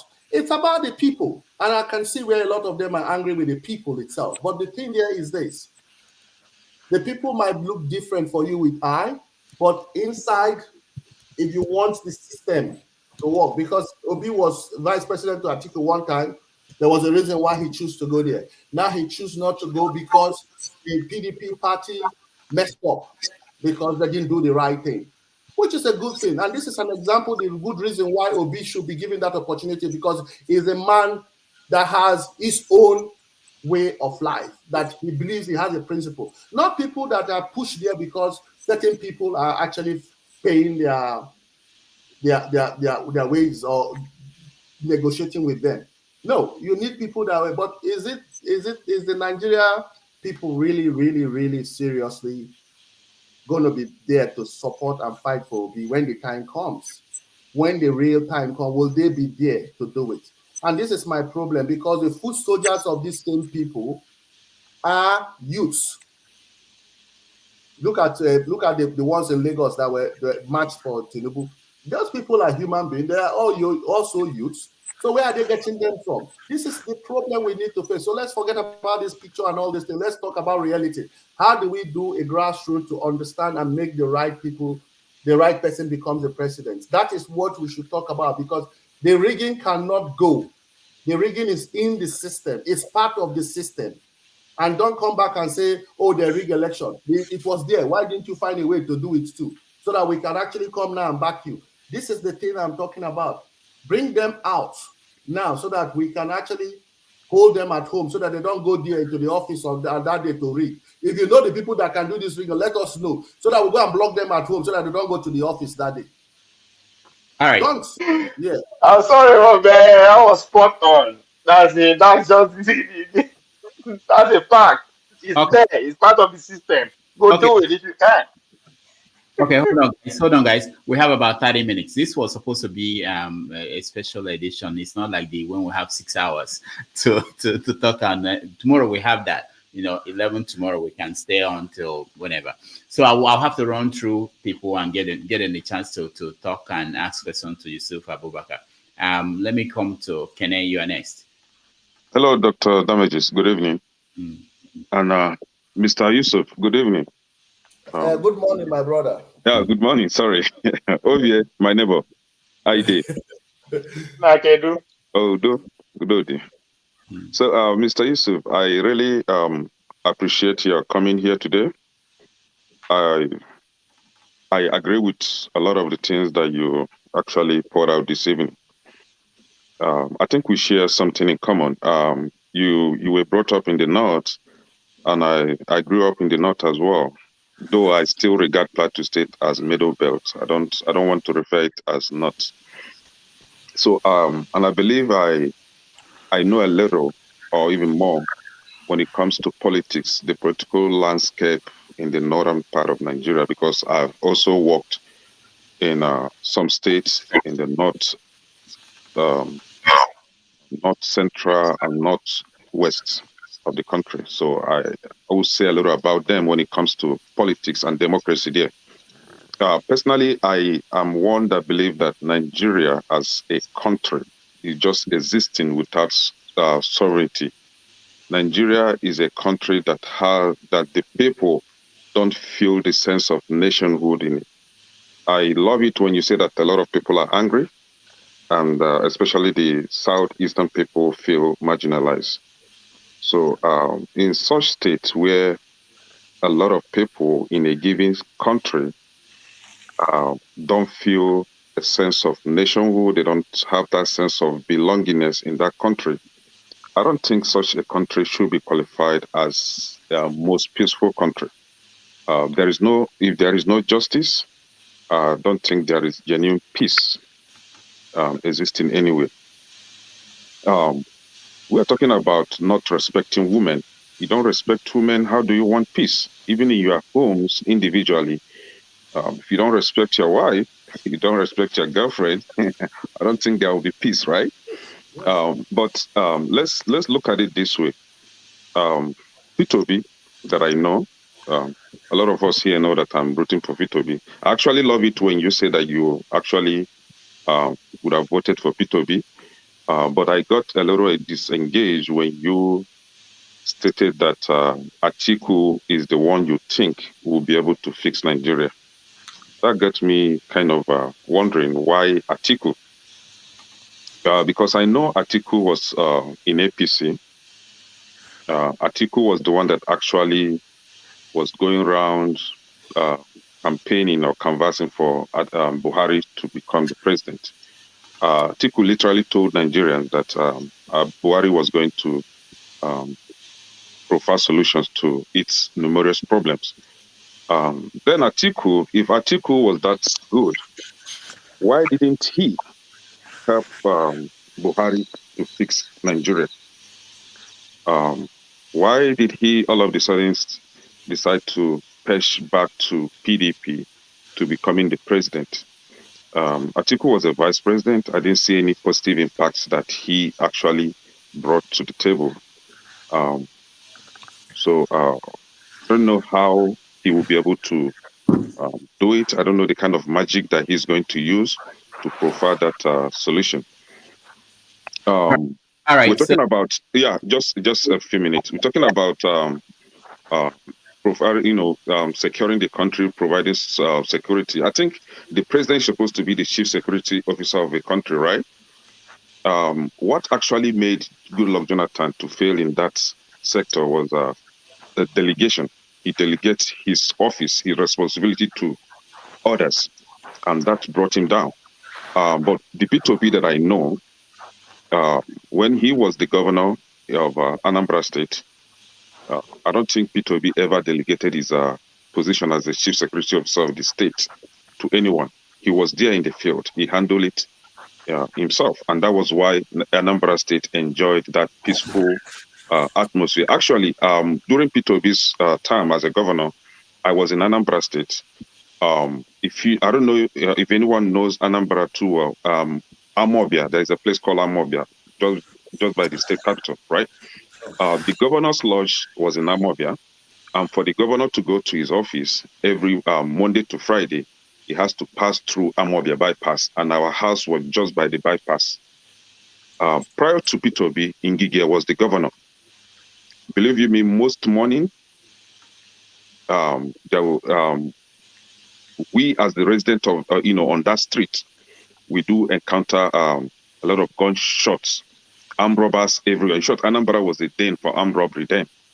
So to an extent that we've mastered them, we know on Tuesdays there must be robbery on that Amobia bypass. And the way that we do take cover was to lay flat on our tummy whenever they started shooting, because you don't know if a stray bullet will come through your window and hit on you. So, but Peter Obi came and he was able to handle that security issues, and we enjoyed that peaceful atmosphere for the 8 years that he was the governor. So I personally, like I said, Obi will be able to fix Nigeria and not Atiku. Atiku is just going there to kind of make his friends to look good, and you know what that means. So that's just what I have to contribute this evening. Thank you. I never said that Atiku will fix Nigeria. I told you the difference. I said if Obi wins, the military is a hydra. There is a lot of stakeholders in Nigeria, very small of them, but they are very disastrous. You see, when I said this, when Jonathan was there, when he said there are a lot of forces, most of us, even the journalists, Nigerian journalists, they made fun of him. They didn't know what he was talking about. Now, Obasanjo set up certain things in that country that is what is making the military a problem. You see, the military procurement itself, it's a very, very dangerous thing in the military itself. You see, a lot of the generals that where they made news of millions, money that is passing through. The bank accounts of Nigerian military. There are 435,000 Nigerians employed as Nigerian military. Do you know what it means to have that bank account? It was formerly in First Bank. And they moved it and they created their own stuff. Somebody is running that. It is the same Nigeria that when Onogo was inspector, IG, he knew that certain percentage of the salary was being reduced in the finance department of police. See, I didn't say Atiku is going to fix anything. I just gave you options between the two of them. What is there? I have always rooted, and I told you, made it clearly that Obi is my choice. But the problem here is that are the Nigerian people going to back Obi when shit happens? Shit has happened in Mali. Nobody. Excuse me, please. Wait. Things are happening in Mali. This country's military has come in. It's all noise. Western world is talking about. We're just there. If it happens in Nigeria, yeah, maybe youth will come out. We are all guessing. We are not talking about reality here because the election has not happened. And by the way, you're right with Anambra State. I have interest in Anambra State. I have a little bit of interest in Nsugbe. There. I stayed in Aguleri. The last governor there was my very good friend of mine when he came in. And after I saw what he was doing, I put him aside. You can call here. I actually, when Rotimi was actually fighting to become governor of Rivers State, I was part of the team that brought the entire Rivers people to Australia for 1 month so that matter can be resolved. And he became governor of Rivers. So we know, I'm not saying or doing anything about what is there. I'm not telling people what to do. But I'm saying the choice is there for Obi to win the election. But the winning the election, my brother, there are things that needs to be fought now. Don't come crying later and say it was rigged. No, you need to cut it now.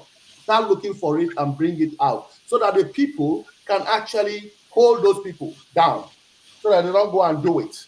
Because when it is done, it is too late. The Western world will not come to support you because Nigeria is a big fish for them to feed on. So they like it the way it is.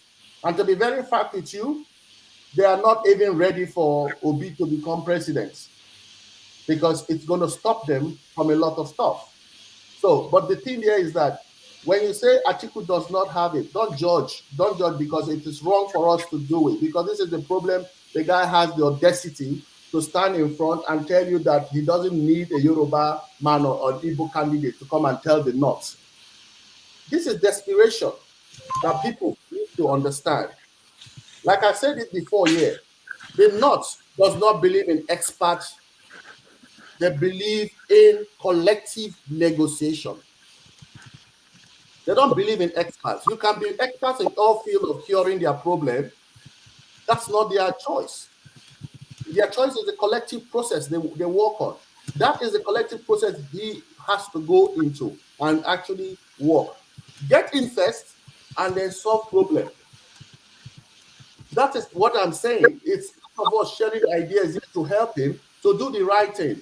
Not just sit down here and say he has the right to win because the youths are numbered this one. No. Elections are not won in capitals in Nigeria. They are won in the regional side of Nigeria. The regional side is where this thing happens.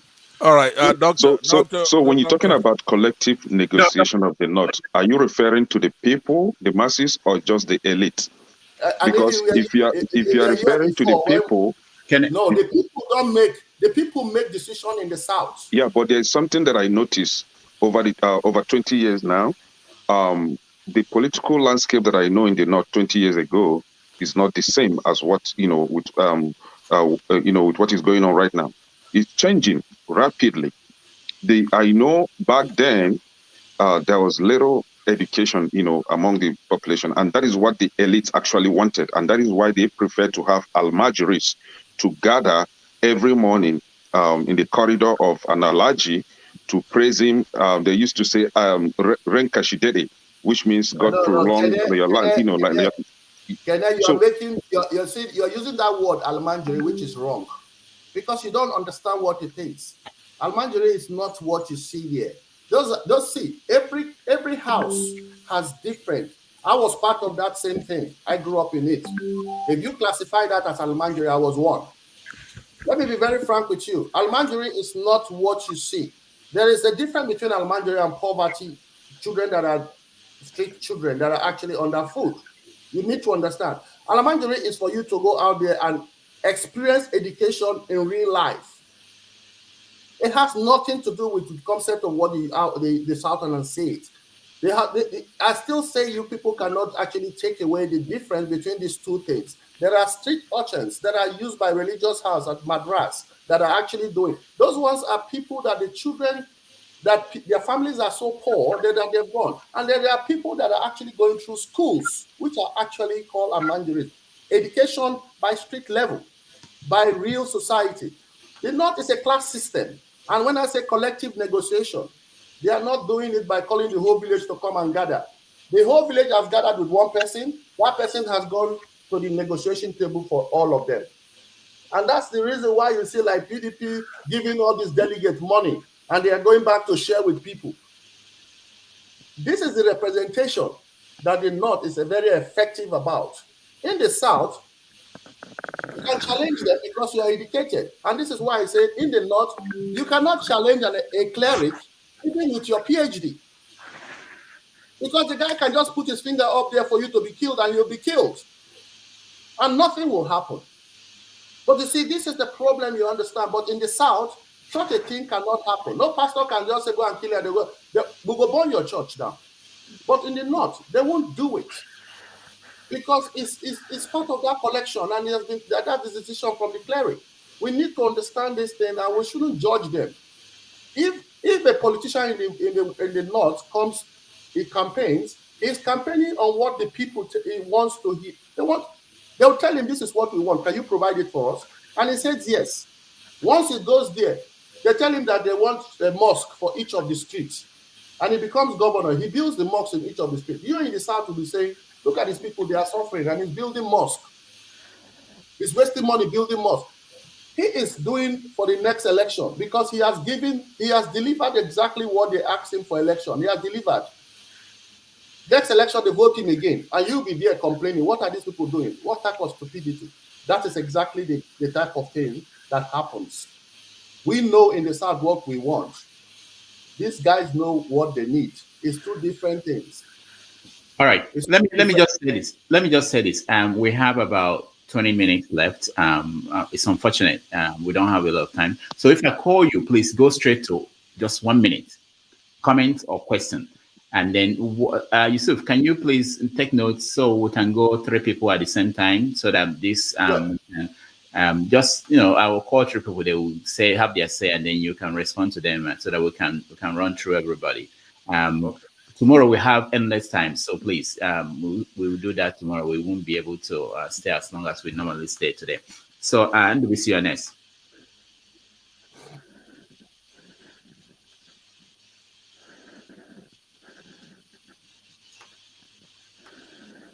Luisi. Unmute yourself.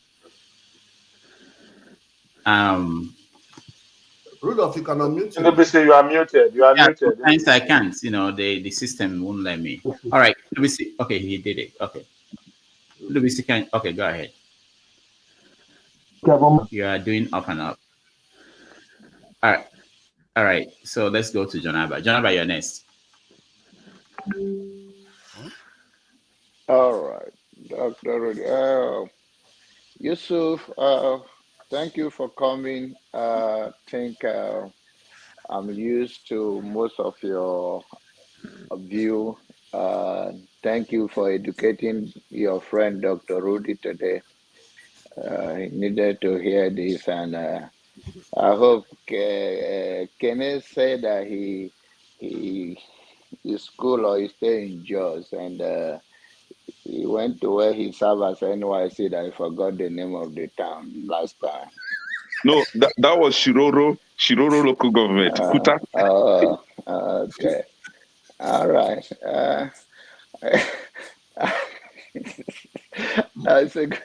It's good to see you, my brother. I think I have no too much question for you. We will talk all our talk tomorrow, Dr. Damages. All right. Thank you, Jonaba. Thank you. August, you're next. So really, it's nice to see you, Mr. Yusuf. Really, I just listened to you with keen attention. Really, you really spoke some sense into what we are feeling. But I wish that you can't take away the people's culture from them. That is how it's in the north. I served in Bauchi during my service, and I feel that I interacted with some people back then, and that is their way of life. But I wish that sometimes you are the top, you who is well, let me say you are exposed, you know a lot of things. With time, we need to go back to make things better, because if we don't do it, nobody will do it for us. That's just what I want to say. All right, thank you, Austin. Austin, Rudolph, let me call this. You see, the disappointment we have from the southern people is this. With the little allocation that is given, let's take example River State and Akwa Ibom, the amount of money that is given. If one of those states have actually done half of Dubai, and the North can see it physically, did not see the same suffering and see the same thing. Your people have not changed. Now imagine Kwankwaso and all the rest building flyovers in Kano in a flat land. And I asked the question, what the hell are they doing flyover for? Because they want to look like Lagos. They forget that Lagos is an island that it's water connection everywhere. You're building flyover in the north. For what? What are we really building it for? This is the thing. Neither the south that is telling the north that they are not moving, they themselves are not even moving. If Akwa Ibom has used half of its resources that has been given and made it look a little bit like, no, forget about the water park and all those ones, just like Dubai, and the north can see it, that one state in the south has moved. Lagos State, although Tinubu and his people are making noise, telling that the Lagos State, this one has done this one. If I come to Nigeria, I don't stay in Lagos State for more than 2 days because I can't breathe.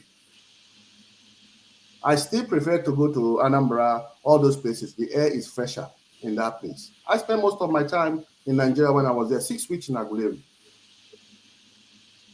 Nsugbe, all those places I go because the air is fresh. And don't get me wrong, the Igbo man is in Lagos because he wants to make money. The money is there. The whole population of trade is there. But those things can still be done in the East too. China was open and everybody's going to China. What makes a Yoruba man not to go to Enugu to buy his own parts or buy property? It's just those type of things that needs to change. If the people in the South have used their allocation wisely, the North will be educated physically. They will see it. You don't need to go and tell them. They will change. But when you are living in poverty, you're coming to tell a poverty person that For where now? How did they take happen? You see, poor man cannot make you rich. It is only a rich man that makes you poor, rich. The idea of being poor is between God and the poor person. I don't understand it, but we that work very hard, we work hard to try for a particular reason. So if people want to move away from a certain level, they just need to work hard. And they do so by looking at other people that have actually succeeded in doing it. That's why some of us go out to buy books from Bill Gates. We won't read, but we see how it happen. You know, I can't buy any book from any Nigerian rich person because there is nothing they can tell me, because all of them, when I mean all of them, I'm still talking about 99%. Now government money, now the treasury money, you can't write me book about them. But I can buy books from these people because even though they tell me lies saying that 3,000 the papa give them, it's still something I want to see how 3,000 take Waka can reach this billion. It's different. So I think part of the education the North is lacking is because we that the Southerners are that is there, they are not showing by example. And this is a way I will come back again, Rudolph. I've talked about the leader and ruler thing. We need to understand our definition. Because in majority of Nigerians today, educated people, they can't even tell the difference between blame and criticism. When Nigerians spend their time, they blame everybody. Blame, blame, blame, blame. We don't blame. Certainly, we don't reach to the extent with Babangida thief all our money. We never see one proof yet how this money still come out. The thing here that I face with a lot of people today, especially Nigerians, is that when I talk about people like Babangida, I bring this now, I talk about people like Babangida, so we they support them because, no, I'm not supporting, because the politicians we have today, tell me one thing they've added in this country since 1999, compared to a man that built petrochemical, even though he chopped the money, some things when will they see? That mainland bridge, if that man has not built it, today people go to use canoe, they cross over. Some of these things here, yes, they said they brought $6 billion for windfall here in Olufala. They didn't see the money. We didn't ever see money for Nigeria because people get salary. People were paid their salary. Secretariats were built. Abuja was built. Abacha built Abuja. They do all those things. Where did those money come from? These are things that is in there. We never appreciate. We never see. And then we give all these people a chance, and they are playing games with them, and they are our mates. We are all age group with these same people we are talking about. We are all age group. If that is the irony of it all, you know. Today you look at it in Nigeria, if you don't get first class, you don't get second class, you don't get a job. Now we in that third class we get this country today. We don't work out, we don't move, go the level we want go. It's our choice to move to the level. People get second class upper and everything. They now some of them never get job for 15 years for that same country. Why do we have to sit down and keep lying to ourselves? If you can't do that. This is a country where people, they are directors, they give them cars, they give them. I never see car for a year a day since. I see they ride my motor and bicycle go up. Who won't give me all those things? But Nigeria, we they see things where the things they fail. Tomorrow we they blame somebody, say this thing happened. When the system is there, we have a constitution that has divided us into 6 geopolitical zones. Yet some people still claim that they are from a state and they forget about the geopolitical zone. When politics reach, you say Tinubu is qualified to come. Now you talk about merits. When in the beginning, it has always been done in a geopolitical zone. Southwest has got one, South has got theirs, Northwest has got theirs. Now it's time for Northeast, North Central, and Southeast. You are saying that it's merit and all this. Justice and fairness is what will only make us move forward. And if we don't have that, we will not. Whether you like, go marry Yoruba wife, go marry Igbo wife, marry everything, like Atiku. That is not the unifier I'm talking about. I'm not talking about all those things. I'm talking about the reality of what we are here today on social media. These things we are seeing today, this hatred we are seeing today, it has been with us for Nigeria for a long time. It's only that it takes about 3 to 6 months before, in olden days before social media, before you know say Obama hates you. It takes 6 months. But now it's real time. Now you go take note, say the person hates you. It has been in our DNA for long. We had that problem. It's just that we did not accept it. We live in denial in Nigeria. Great number of people live in denial. It has existed in us. It's just that we are manifesting it now very fast because of technology. All right. So, Thank you. let people not be surprised. All this thing we are talking about, Nigeria is not one. This one, we are not building this one. See, brother, we know that we are not one right from time. This is the only country where we respect criminals. You know, we build monuments for criminals. We even give holiday to MKO. Some people, they raise hand, say because he win election, and they raise hand, they do the MKO. Why? Why they not give holiday to Nauru? Where start the independence for us?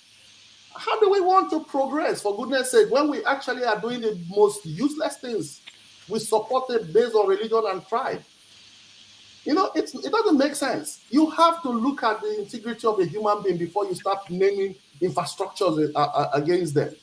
Not just because of one thing. You just go and carry something and give because you want rule as president. You go give MKO holiday. Now the same MKO they not use to name the University of Lagos. All of them they fight.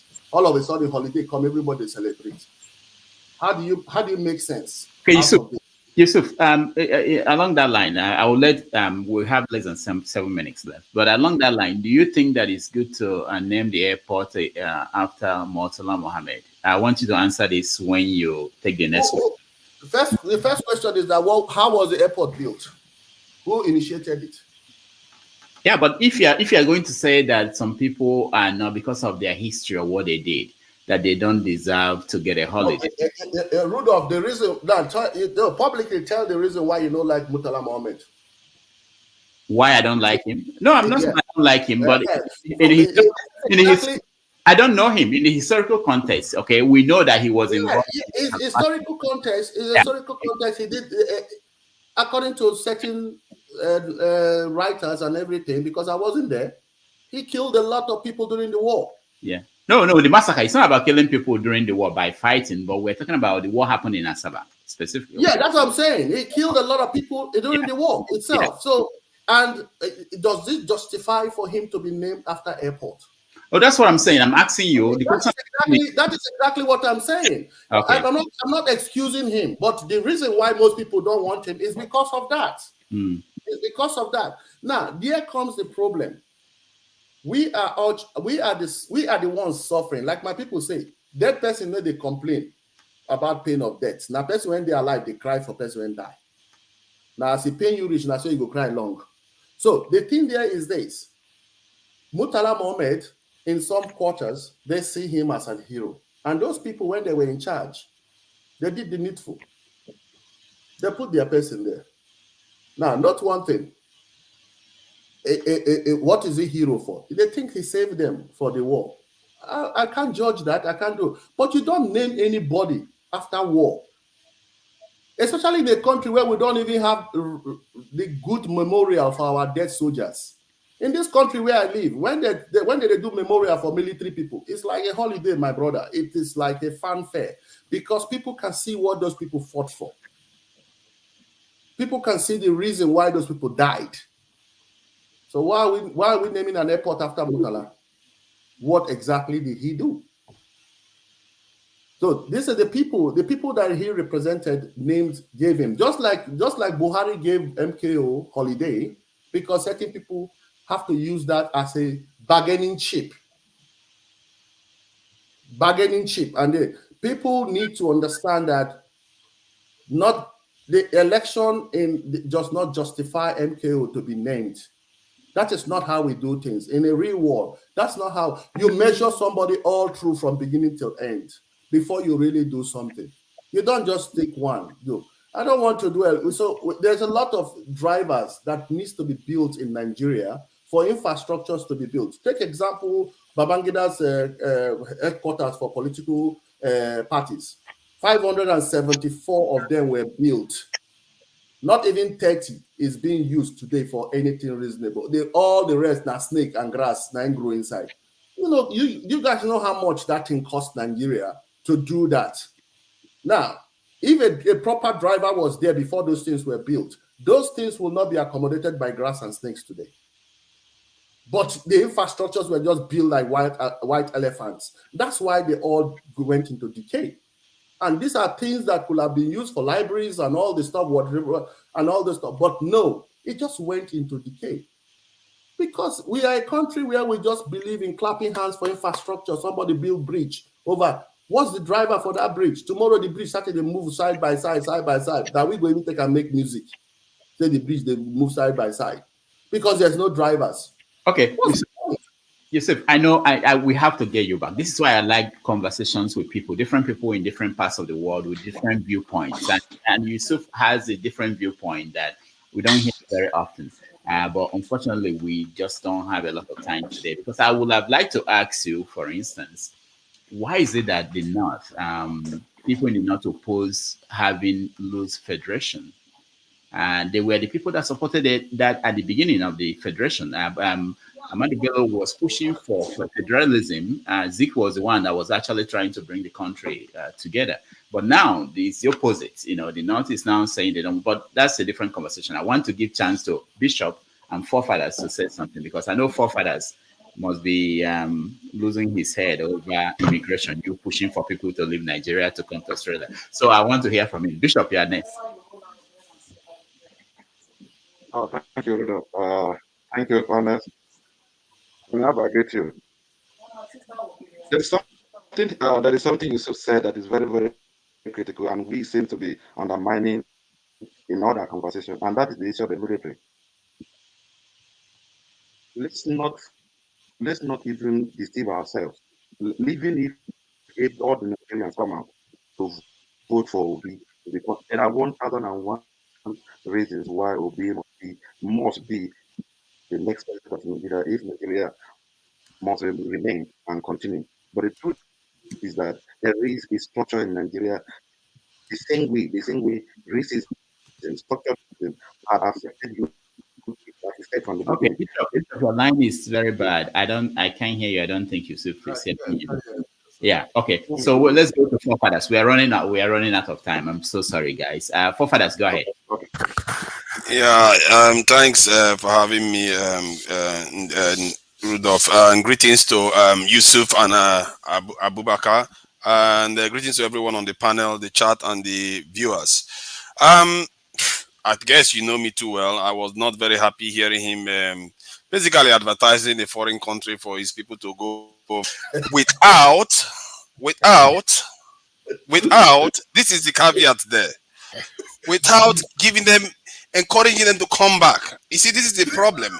We can't keep saying our people should leave, but never thinking about how to encourage them to come back, because they don't come back. They don't come back. 80% of them don't return anymore. They go have children there, and your children never see the country again. This is a serious damage we are doing to our own country. First, we lose our money from crude oil theft. Then, when we use this little we have from the crude oil to buy petrol, we lose them again. Then again, we go ahead to the little money we use to educate our people. Our people say, go and work for the people that we just put our money in the account. It's pure madness. It's like Nigeria is operating in such an inefficient way. It's unbelievable that we are still standing even at this rate. We have our system decaying, and we are busy arguing over whether this one is Hausa man and all the rest of it.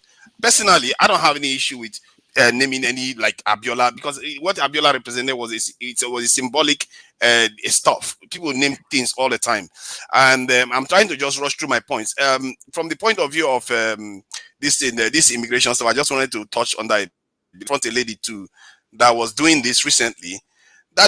She was doing it and never bothered to think that, okay, this is what I'm doing. Am I a glorified slave trader here? These people we operate as if we are a slave race. Everything we do is to serve other people.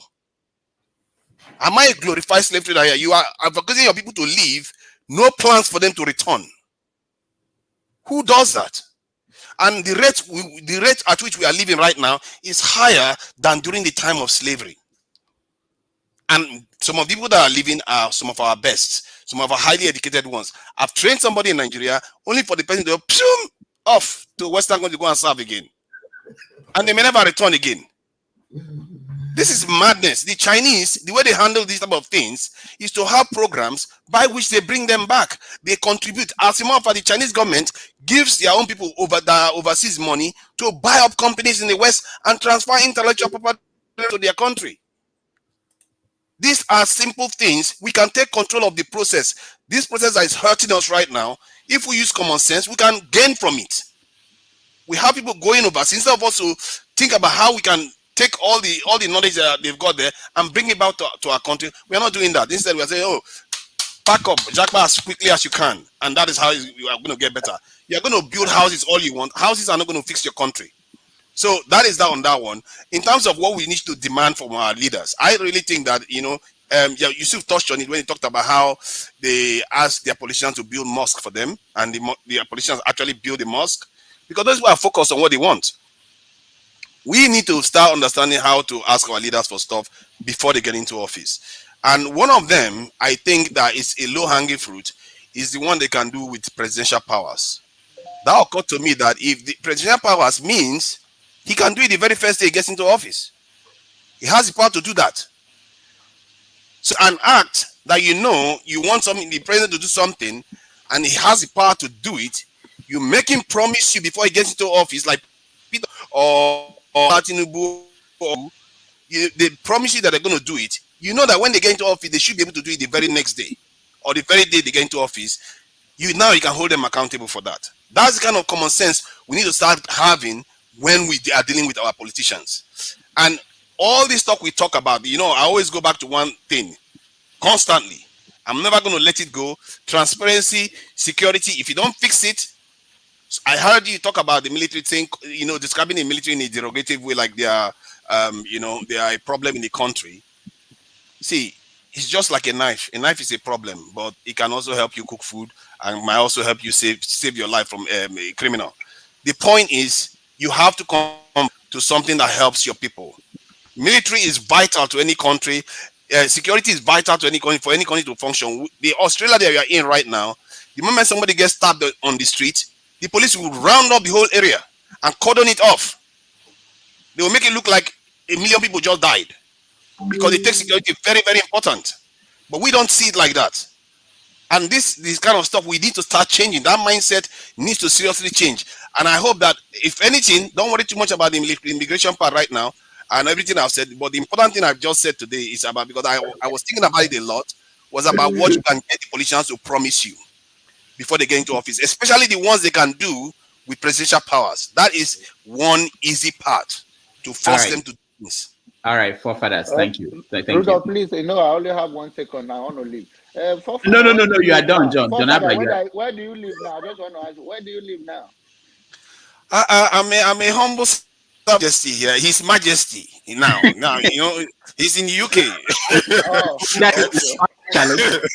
So all this stuff I'm saying, if I said it to them, they're not gonna like it too, because on that challenge, don't mind him. You took round up. Let's go. We have to go.